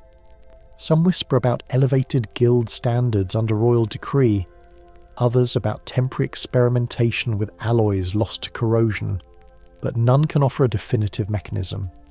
The conversation ends usually with quiet acknowledgement. We see the surface effects, not the full system beneath them. The ongoing argument has become an artifact in itself. One can trace its evolution through publications and documentaries, the constant oscillation between the measured voices of archaeology and the more speculative tones of engineering curiosity. Each generation adds another layer, smoothing or sharpening the debate, just as ancient workers once smoothed stone to exact fit. And like them, modern investigators may be polishing the same surfaces endlessly, unsure if they're revealing truth or simply reshaping their reflection in the granite. What keeps this discussion alive is the shared humility buried beneath disagreement. Whether the precision came from unknown tools or unmatched patience, the outcome forces us to confront human limits. We either underestimate our ancestors or underestimate how much history can forget. Neither option feels entirely comfortable. That unease, more than the artifacts themselves, feeds the fascination. It's why under every new analysis of copper and quartz there's a quieter human question. How much knowledge can civilization misplace before it begins to circle back, wondering what it used to know? Near the dig site, dusk lowers over the same limestone once carved into divine geometry. The archaeologist packs his brushes, closing the field notebook where measurements cluster like constellations. Behind him, the wind dusts across unfinished blocks, soundless and even. For a moment, all theoretical sides seem irrelevant. The living, breathing rhythm of the past overwhelms both certainty and doubt. Each groove is evidence of intent, but intent doesn't always reveal method. Some mysteries are carved not to conceal truth, but to slow our approach to it. Across Cairo's archives, other specialists peer into micrographs of those same marks. They calculate wear angles, compare grain compositions, map minuscule abrasions under LED light. The devotion mirrors the craft they study. Measured movements, repetition, precision. Each hopes that one more data point will finalize the argument, yet the closer they look, the more the boundary blurs. Copper, quartz, patience, and something unnamed, threads woven so tightly none can be removed without fraying the whole. Late in the evening, the archaeologist from the site walks into the museum annex. Before locking the door, he pauses by a granite casing stone displayed under soft light. The surface glows faintly, fine as water-polished glass. He rests his hand against it, expecting chill, but feels an almost imperceptible warmth.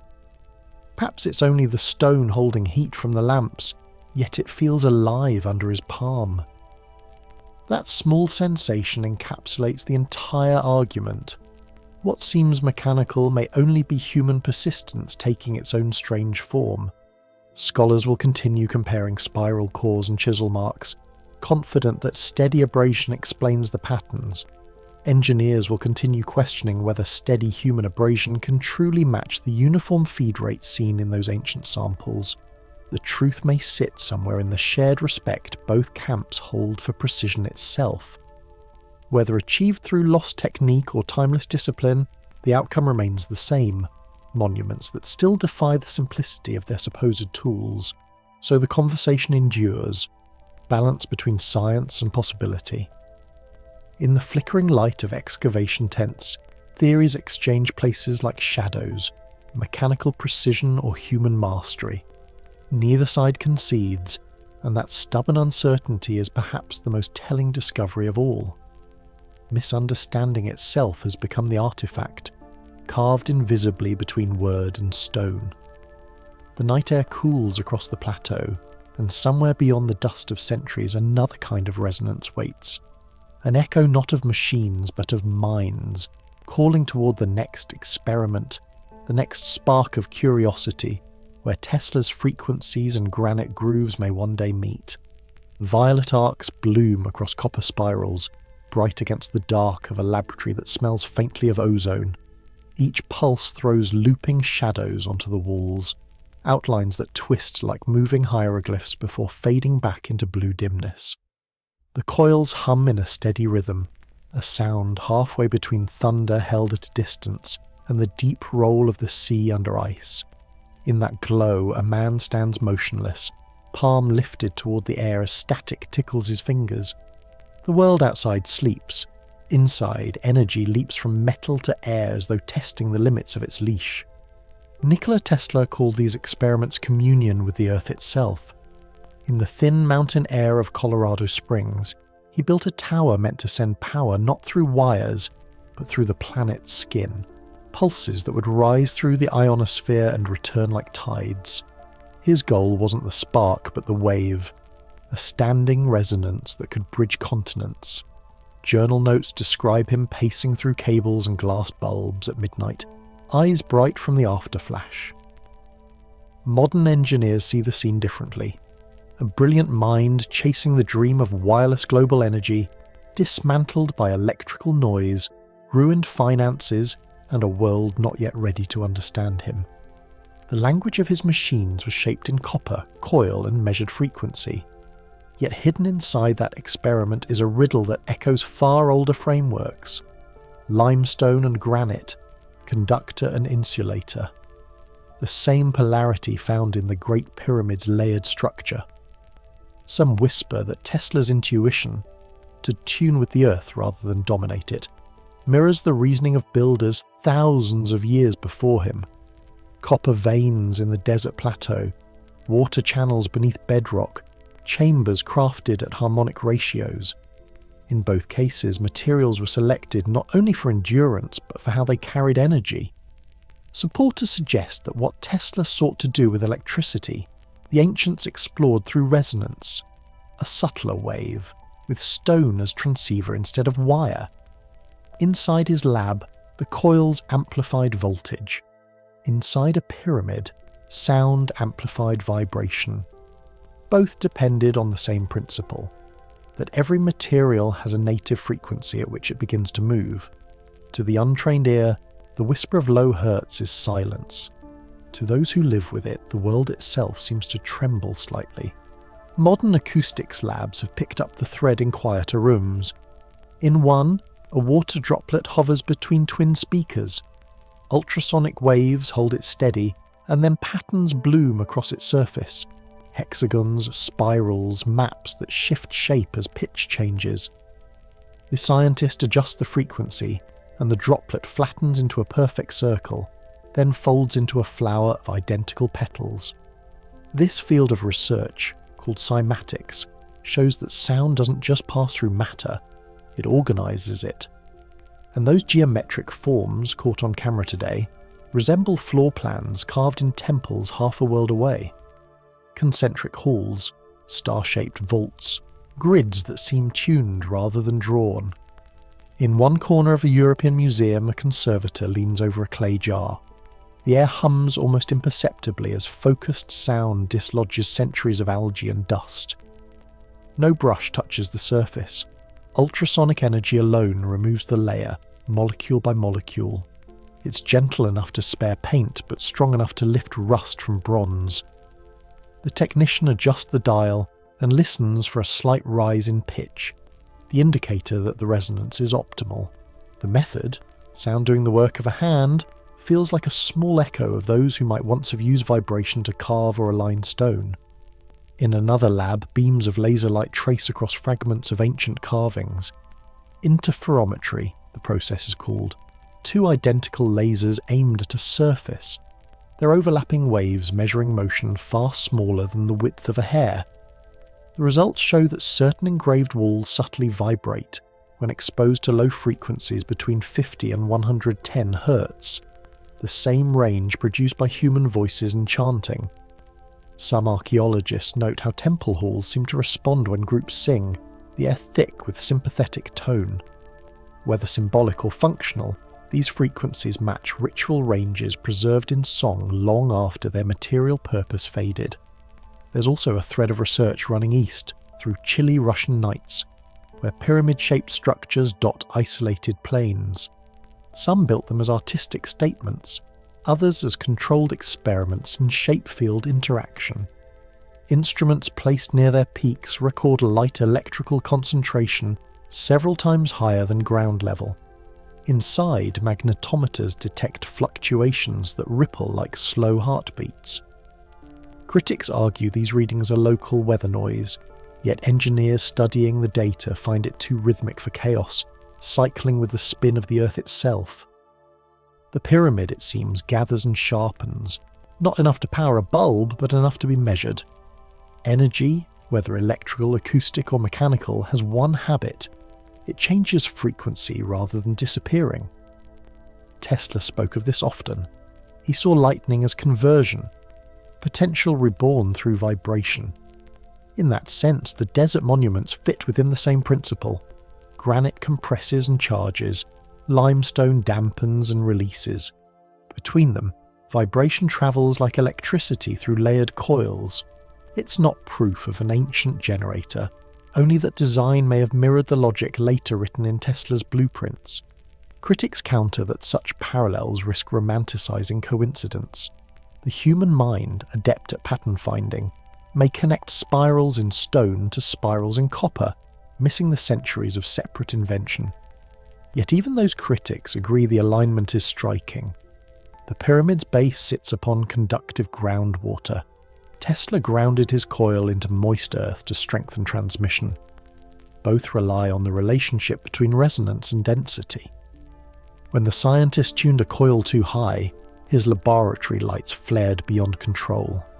When sound inside the king's chamber peaks, sensors show a matched amplification, almost a feedback loop. A graduate researcher at a modern acoustic engineering centre demonstrates the concept with a cube of granite and a handheld transducer. She sweeps through frequencies, watching vibration nodes emerge as soft-moving patterns across the stone. At one point, her pen lifts involuntarily as she notes how a certain frequency concentrates power toward a corner. It's a smile only seen in people who sense discovery, but have no vocabulary for it. She saves the data, switches off the generator, and the stone cools, still holding residual charge, a whisper of potential from pressure and shape alone. What binds these experiments is an old intuition. Proportion itself can direct flow. From Tesla's copper spirals to the unshakable geometry of Giza, form mediates force. The same ratios appear again in modern seismic dampers, the counterweights and tuned columns that keep skyscrapers standing through tremors. Engineers designing those stabilizers found a pattern of measurements that absorb vibration most efficiently, reducing resonance through phase opposition. When compared, those ratios align closely with the Great Pyramid's internal dimensions, chance or rediscovery. Inside the hum of any resonance system lurks a kind of memory, not time as we measure it, but persistence, waves that, once started, take an extra beat to end. Tesla noted this delay as vital. The Earth, he said, rings like a bell after each spark. In similar rhythm, the pyramid and its kin across the world seem to store the echo of motion longer than their surroundings. Some whisper that matter itself may record energy passage, a stone archive of frequency. If so, every monument might still hold faint tones of its tuning, inaudible but lingering. In the flicker of laboratory discharge, parallels multiply. The oscilloscopes tracing voltage spikes could almost be read as stylized cartouches, elliptical signs bound by line. The rhythm of Tesla's spark gaps mirrors the spacing of sarcophagus chambers along a single king's passage. One built from copper and air, the other of granite and void, both tuned by intuition to balance charge across mass. The same logic that moved through Petrie's drilled cores, uniform grooves spacing carved in spiral precision, courses through Tesla's machines, controlled motion, steady feed, pressure in perfect rhythm to rotation. Such continuity doesn't demand direct inheritance. It may simply prove that nature offers only a few efficient ways to channel resonance. Through trial, destruction, and rediscovery, humans keep finding them. A temple choir, a high-voltage arc, a humming granite block, all depend on repeating intervals, be they musical or mathematical. When those intervals align, sound becomes structure, and structure begins to sing back. That idea gained more traction as semantics found applications beyond art or speculation. Industrial teams now test materials by watching how they articulate under vibration, using frequencies to map fault lines inside metal. Restoration experts adapt the same method to historical marble. They read how each vein quivers under tone to predict cracking points invisible to the eye. It's technology that, while new in name, may echo craft older than memory, listening for harmony before cutting, letting vibration reveal weakness. Weight engineers studying ancient quarries report similar considerations. They've noticed that granite blocks with higher quartz concentration, when tapped, ring at slightly higher frequencies than their surroundings. A measurable note, clear even after millennia. Tesla once claimed that if you wish to find the secrets of the universe, think in terms of energy, frequency, and vibration. Builders who sorted stone by tone were perhaps following that very rule, whether by science or intuition. The deeper truth hiding under all these parallels may be humility. Energy was never something humans invented, only rediscovered through each age's language of tools. Copper once, then bronze, now silicon and light. The forms shift, but the principles echo: containment, oscillation, exchange. Pyramid chambers, chanting halls, Tesla's coil, they represent attempts to translate the same unseen movement into physical form. And when scientists today stare into glowing monitors showing the dance of particle fields, they may be tracing arcs not far removed from the ones that danced along Tesla's walls over a century ago. Late in his life, Tesla spoke of standing under the aurora, feeling the crackle of atmospheric electricity pass through his bones. He described it as communion, the world speaking through frequency rather than words. In the still air of Giza, visitors inside the king's chamber often describe something similar: a pressure more felt than heard, an awareness that the air is not still but tuned. Modern instrumentation records traces of that resonance, steady and faint, persisting for minutes after sound stops. The after ring, like the echo of a bell too large for human measure. Between copper spirals and pyramid corridors runs a single principle: resonance as bridge. energy in search of equilibrium finds its mirror across materials, centuries, and minds. Tesla looked for that bridge in mathematics. The ancient builders seem to have expressed it through proportion. Neither truly grasped the whole, yet both brushed against the same current. A universal conversation between form and frequency. What if that conversation never stopped? Some engineers studying long-wave propagation hint that Tesla's tower might have interacted faintly with Earth's Schumann resonances, those global electromagnetic pulses cycling through the atmosphere even now. At certain frequencies, our world itself becomes conductor and instrument. The ancients, mapping the heavens and shaping stone, may have been responding to the same slow heartbeat, but through architecture rather than electricity. And so, from coil to crypt, waveform to wall, the continuum stretches on. The spark that once leapt across Tesla's lab arcs quietly through history, unseen yet persistent. Energy has no past to be lost, it shifts wavelength and waits to be perceived again. Somewhere between the hum of a generator and the low resonance of stone, the same tone still travels, carrying forward a memory too subtle for language yet strong enough to shape how civilizations rise, build and listen. Rain clings to the carved faces of the Andes stones, each drop tracing a groove that looks almost too deliberate to be chance. The air smells faintly of damp mineral and moss, a scent that has lingered here since before ink met parchment. Lightning flickers over a plateau, catching the outline of blocks at Pumapunku that interlock with the precision of machined metal. Some of the edges seem to catch the light twice, once in reflection and once in echo, as though shape and sound have become the same language. Across the sky, that same storm unfolds above the hills of Lebanon, where another impossible platform lies beneath Baalbek's modern town. A jigsaw of stone that feels more industrial than imperial. The scene there is strange in its scale. Deep in the quarry, the stone of the pregnant woman lies only half freed from bedrock. It weighs around 1,000 tons, more than any known crane of its supposed time could lift.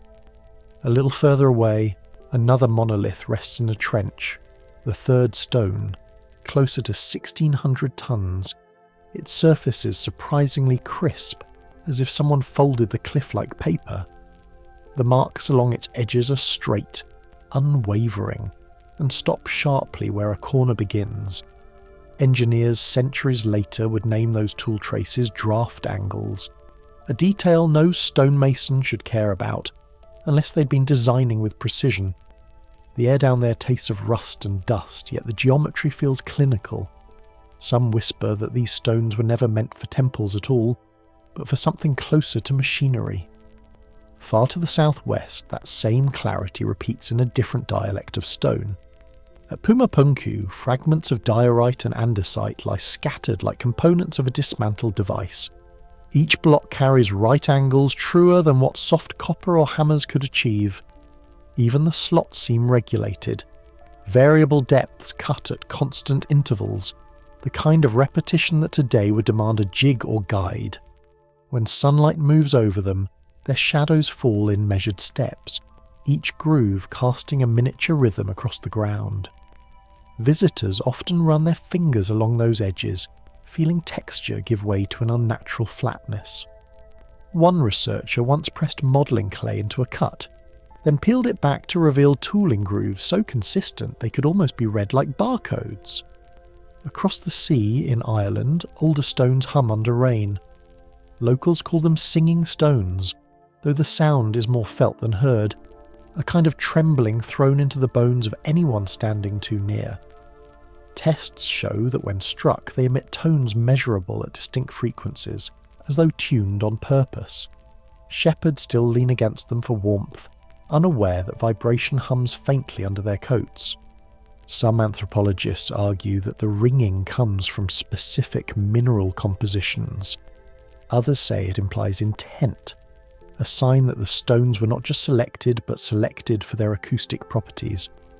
Between the deliberate cuts of Bolivia and the harmonic boulders of Ireland runs an invisible thread, an instinct for resonance. Half a world away, Japan's polygonal walls add an unexpected verse to that same story. Their stones, irregular yet fitting so tightly that earthquakes ripple across them like waves on calm water, seem to absorb shock instead of breaking. Each interface acts like a tuning fork held in inverse resonance with the ground itself, where vibration cancels rather than amplifies. Thousands of miles apart with centuries separating their construction, these builders converged on the same hidden rule: that stone could move with the earth, not against it. There's no evidence of cross-ocean contact. Yet the mathematics of vibration appears to have spoken across cultures without speech. Consider the weight of that coincidence. At Baalbek, heavy limestone and granite fuse into a single level base under the later Roman Acropolis. Yet stones from the older substructure bear weathering far deeper than anything above. The Romans could lift columns of hundreds of tons, but not blocks approaching 1,000. Their cranes lacked the leverage. Their written manuals make no mention of such feats. Which leaves the puzzle open. Were those monoliths meant for an earlier structure whose purpose vanished? Or were they experiments abandoned when ambition exceeded available power? In either case, the underlying message is the same. The limits of material memory extend further back than the limits of record.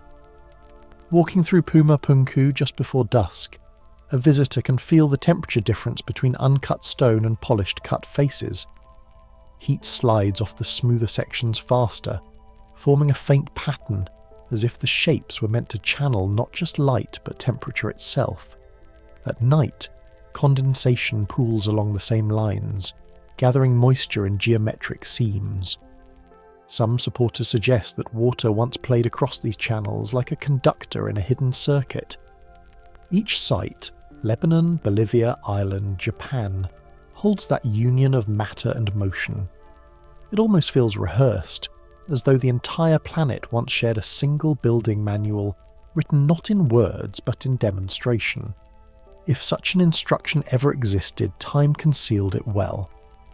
Historians often describe these parallels as instances of independent evolution, the natural repetition of the good ideas wherever humans confront shared challenges. To them, a precision stone joint or a tuned monolith simply shows problem solving at its peak. Parallel answers, not a communicating tradition. Critics of alternative theories insist that every hammer blow can, in principle, be explained by persistence. Yet precision without precedent invites questions. Why do such extremes of craftsmanship cluster in ages when metallurgy was supposedly primitive? Why does the perfection soften in later centuries, as if the memory of method decayed faster than the monuments that recorded it? Across cultures there are faint legends that hint at instruction without teacher. Myths in the Andes speak of men who sang the stones into place. Irish folklore credits druids with turning rock soft through chant. In Lebanon, local stories tell that giants guided the ancient builders before Rome arrived. These tales stretch belief, yet they survive because something in the physical evidence feels equally implausible. If the stones themselves sing, perhaps myths are echoes, not inventions. Beneath Baalbek's surface platform, ground-penetrating surveys show chambers half filled with sediment, lined with joints flush enough to still hold an airtight seal after millennia. Engineers debate whether the smoothness came from patient abrasion or unknown polishing compounds. The blocks were more than joined, they were fused. Under lamplight, the seams resemble cast metal more than chiselled rock. The complexity hints at a lost comfort with materials at their mechanical limits, as though resistance itself was part of the design. On another continent, the cold, thin air at Puma Punku carries barely any sound, yet when visitors tap their nails on certain corners, tones echo back unnaturally far. Seismologists studying the area recorded frequencies running clean through the soil, connecting carved stones as if they were harmonic parts of one structure rather than random debris. Such data are limited, but it raises a quiet suggestion that acoustics may have guided function long before visible architecture emerged. When structures align with sound, the result is stability. When stones resonate together, they share force rather than fight it. Ancient builders may have learned this through experiment, intuition, or something blurred between both. Island standing stones offer a more intimate echo. Weather and time have eaten into their surfaces, but the resonance still holds. Modern researchers have measured frequencies that correspond to musical intervals when struck lightly. Villagers recall stories of wells that never go dry near such formations. The idea that resonance might influence water, or vice versa, remains speculation, yet it appears again and again. From the Giza Plateau's groundwater to the Osirian submerged halls, when separated details repeat under different skies, it's hard not to feel we're hearing faint verses of the same song. In Japan, masons responsible for restoring ancient castle walls confess that replicating the old interlock technique is exceedingly difficult. Even with modern tools, gaps appear where none existed before. One foreman once noted that the vibrations of drills seemed to ricochet oddly through the old stones, dulling bits faster than expected, as if the rock remembered how it was shaped and resisted any foreign rhythm. To other workers, that was just folklore to pass long shifts, but it matches findings that certain stones absorb shock more efficiently in their original orientation. The cut and grain align, forming internal harmonics invisible to the eye yet measurable through modern sensors. Everywhere the pattern repeats, precision carries the same fingerprints, alignment beyond necessity, balance beyond decoration, rhythmic logic in both form and function. A visitor standing on Baalbek's platform could trace the outline of a similar geometry to one etched high above Lake Titicaca. Even the way drainage lines slant at shallow uniform angles, never steep, never erratic, mirrors techniques used thousands of kilometers away. None of these alignments prove contact or shared blueprints, but they whisper continuity. Civilizations separated by oceans might have dreamed according to the same vibration. Supporters suggest that there was once a universal language of load, an understanding that compressive force and harmonic sound follow the same laws everywhere. A builder in the Andes could feel through the hammer handle what a quarryman in the Levant sensed through rope tension. Feedback, resonance, stress balanced like a chord. When expressed through stone, such awareness produced architecture that resonated physically and philosophically with Earth itself. The argument is that the planet teaches through pressure, and ancient builders simply listened better than we do. Critics counter that we're romanticising coincidence, yet even they admit the dialogue between geometry and geology feels intentional. When you trace a finger along those surfaces, it becomes personal. Cold at first, then faintly warm as skin transfers heat. That shift is tangible proof that stone remembers pressure and returns it slowly. It's tempting to think the ancients noticed this feedback and built for it, aligning every cut to store not just structure but sensation. The concept may border on mysticism, yet physics agrees in fragments. Energy does not vanish. It changes form. Perhaps endurance itself was their message, a note cast into the future that still vibrates through the rock. Rain pools again on the stones of Baalbek, reflecting distant lights from the modern town above. Somewhere across the ocean, Irish fields glow under grey sky, their own stones answering in minor tones. Beyond them, Andean plateaus breathe cold mist against cubic edges, and Japan's ancient walls hold steady through another tremor. Each site stands apart, yet the rhythm feels collective, a pulse transmitted through geology, too slow for any single lifetime to trace. Think of it less as conspiracy and more as continuity. Every civilization learns, forgets, and relearns the same truths about balance, pressure, vibration, timing. What we call progress might only be fluctuation around an old understanding. The evidence carved into the world's oldest stone suggests that stability was once a philosophy as much as a craft. When we listen instead of analyse, the meaning deepens. Stone, sound, and weight composing the same quiet language across history. Many will insist it's all independent genius, that precision follows necessity wherever effort and patience converge. Maybe they're right, or maybe synchronization between continents isn't coincidence but memory manifesting in matter. A pattern so slow we mistake it for silence. The story continues, pointing toward a last equation, one carved not on tablets, but in the very shape of the Earth itself. Dots form on the map before you, slow blinks of light stretching across continents. Egypt glows first, then Peru, Turkey, Ireland. Each pulse lingers just long enough to feel deliberate, as if some quiet rhythm were choosing where to burn next. The lines between them form triangles and arcs that bend with the curve of the Earth. It could be coincidence, or it could be geometry remembering itself through thousands of years of human effort. Everywhere builders shaped stone into the same rough language, pillars angled to the sky, doorways tuned to echo, walls aligned to the march of the sun. However separate these cultures seem in their myths or gods, their monuments hum with the same logic of form. Under moonlight, that logic becomes almost musical. The air drifts colder around stones that have held daylight for hours, and every sharp edge carries a trace of purpose. Historians note the same recurring elements, blocks so tight that no mortar was needed, doorways trimmed to exact ratios that match harmonic intervals, sight lines directed toward the equinox. These details repeat like variations in an ancient score. At first, it appears like parallel invention, a universal reach for order. Still, a quiet question lingers beneath the data.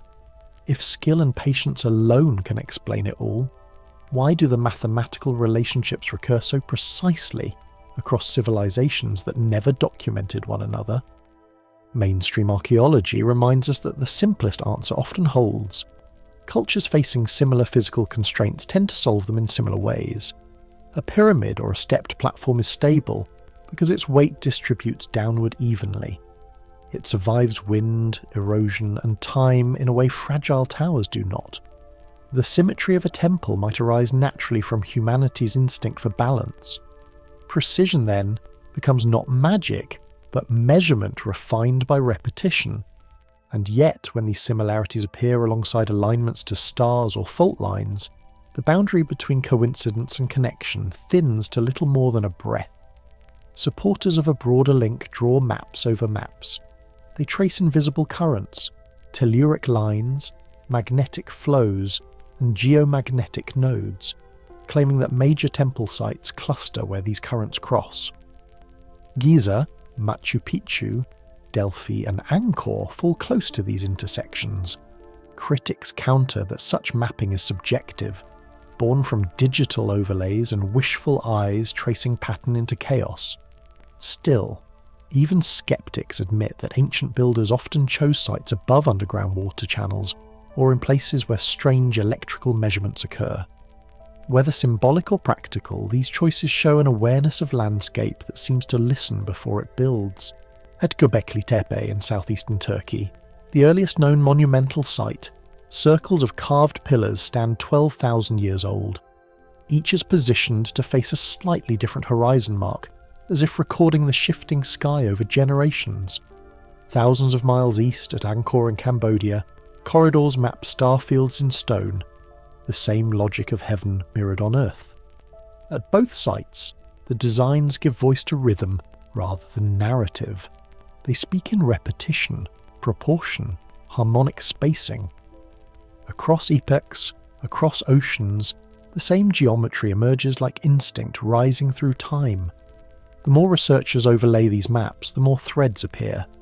Some whisper of an ancient planetary grid, a lattice of energies or resonant fields encircling the globe, guiding those who could tune into it.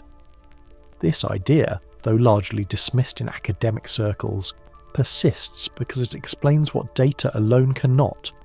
Why structures built thousands of years apart share precise angular relationships with magnetic north or the paths of the stars. Critics argue that such alignments are inevitable when thousands of monuments exist, Random chance can always supply patterns to those who wish to find them. Yet the debate itself becomes a mirror, showing how the human mind seeks rhythm even in statistics. Inside university labs, magnetic sensors sometimes pick up small fluctuations near old monuments, readings strong enough to register, but too faint to call significant. They fade as instruments move away from the stones. There is no clear explanation, geological minerals perhaps, or trapped moisture acting as a conductor. Still, the data temp minds incline toward resonance. In this twilight between measurement and myth, numbers and intuition meet for a moment and hesitate. That moment is where most of these theories reside, steady and unresolved. Across cultures, builders embedded meaning in vibration. The Inca left records of walls that shook hands with earthquakes, their interlocking blocks flexing under stress and settling back unchanged. Celtic legends mention stones that sang when touched by the morning, a poetic description that archaeologists now associate with wind passing through resonant cavities. In Japan, the architects of antique castles shaped walls in irregular polygons, dispersing sound waves just as modern engineers scatter vibration to protect skyscrapers from collapse. Each tradition reads sound and structure as partners, not opposites. Even without shared contact, the impulse repeats. To translate rhythm into permanence, the similarities reach beyond engineering. Ancient observatories in Mexico measure solar motion with the same logic as Stonehenge or Nabta Playa in Egypt. Circles all tuned to the same celestial dance. Statistically, it is possible that the sun inspired this independent choreography. Yet the symmetry feels almost too graceful, as if the Earth itself whispered its coordinates, and humanity listened.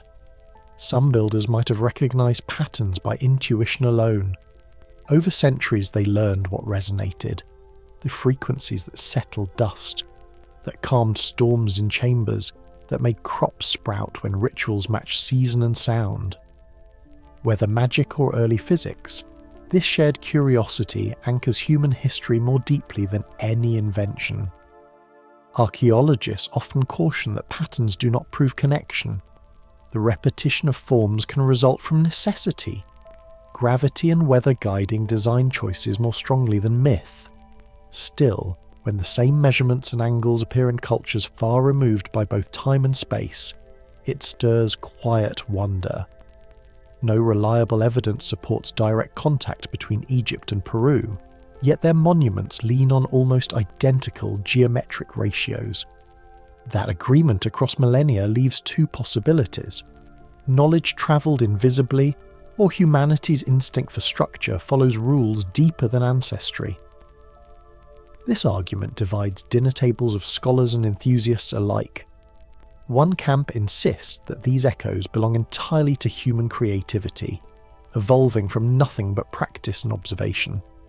The other feels the rhythm is too global to dismiss, that memory itself might carry guidance, perhaps genetic, perhaps environmental, teaching each generation how to rebuild what was lost. Neither stance dismisses the power of the other. Balance lives between skepticism and possibility, where discovery grows. A geologist in Cappadocia brushes volcanic dust from an old wall and notes a repeating pattern of chisels. The grooves form waves, carved deep into the tough rock centuries before metal drills. He sketches them quickly, comparing the rise and fall to seismic graphs from recent earthquakes. The curves match. He cannot explain why. He will not claim connection, yet the echo between pattern and planet hums through his notes as he packs his tools. Small acts like this thread the conversation forward, one quiet observation at a time, bridging science and wonder without forcing either to yield. Within these alignments, astronomical, architectural and mathematical, lies a reminder of how civilizations learn. Humanity rarely leaps cleanly into novelty. More often it rediscovers, refines, forgets, and reawakens. The way an apprentice learns through imitation, civilizations mimic the logic of Earth itself, the pull towards symmetry, the poise between stillness and motion. Some whisper that these ancient builders did not just observe harmony but participated in it, shaping temples as instruments through which the planet could play. Whether or not that interpretation survives peer review, it leaves behind a usable truth. Across eras, people have always sought to make sense of forces felt but unseen. They mapped wind, magnetism, light, using whatever materials they possessed. Those who shaped granite or basalt may not have known the language of charge or field, yet they noticed repetition, reaction, rhythm. That recognition alone built legacy. In that sense, geometry was never simply a tool, it was conversation. Pull the map back once more. Africa, Asia, the Americas. The lights return, steady now, forming one continuous web of points. It flickers like a neural network, as though the planet itself were tracing thought across its crust. Every marker corresponds to a place where sound met stone, where observers lifted their gaze and matched sky to ground. If one loosened the scale, the entire network might resemble the harmonics of a single tone resonating through geological time. For those who believe in coincidence, it is a fascinating display of human consistency. For those open to older possibilities, it seems more deliberate. A memory scattered in pieces, yet remembering the same lesson. Balance, alignment, melody in matter. The facts do not speak louder than the questions. They keep rhythm with them. Some scientists note the danger in over-interpreting patterns, yet they acknowledge an aesthetic truth. Humans are built to find meaning in symmetry. The neurological satisfaction of order may explain why these alignments appear purposeful. Maybe the shared equation of stone is not cosmic but cognitive, the physical record of consciousness seeking harmony in all directions. The truth, perhaps, is that both readings can stand at once, the measurable and the mythical entwined. So the map glows quietly, its points neither myth nor proof, but something between. Each light flickers with a story of a maker aligning to something larger, something steady enough to survive language and time. The pattern feels less like coincidence and more like memory, an echo of how Earth once guided hands through magnetism, tilt, and tone. It lingers still, faint yet constant, waiting for anyone curious enough to trace the rhythm back to its source, before the next beat draws them toward the deeper current of what these monuments still hold. Granite sarcophagi still rest in the Serapeum of Saqqara, smooth as glass, corners squared as if by an invisible hand. Each one weighs more than 70 tons, yet shows no chisel bursts, no trace of trial and error. Engineers admit the difficulty. Even with diamond-tipped saws, achieving that precision today requires controlled pressure and constant speed. In a passageway barely wide enough for two people, the thought of someone guiding such precision with copper tools feels more like faith than fact. These coffins, untouched for millennia, seem less like containers for kings and more like instruments waiting to be struck. Elsewhere, in the Temple of Dendera, the so-called light carvings glow faintly under the museum lamps. Supporters suggest they resemble glass tubes powered by coiled wires, while critics counter that they simply depict the god Harsomptus emerging from a lotus. Yet beside them, artist-etched stalks, bulbs and energy-like filaments in patterns few tomb scenes ever show. Not proof of electricity perhaps, but a memory of its symbols. Even the Baghdad batteries, small jars sealed with metal rods, produce voltage when filled with acid. Whether ritual or experiment, they show that curiosity about current is ancient. Then there is the Saqqara bird, aerodynamic, balanced at its centre of lift, the meteorite dagger of Tutankhamun, its alloy nearly space-forged, and basalt pulley stones that could shift giants. Each suggests not superstition but observation, minds that studied how materials behaved under strain. So maybe the technology that vanished was not the machine itself, but the way of hearing matter speak. To feel vibration through copper, to see geometry not as shape but as tone. Even now, the pyramids might hum under moonlight, faint echoes of a science sensed through rhythm rather than rule, still pulsing beneath layers of sand and night,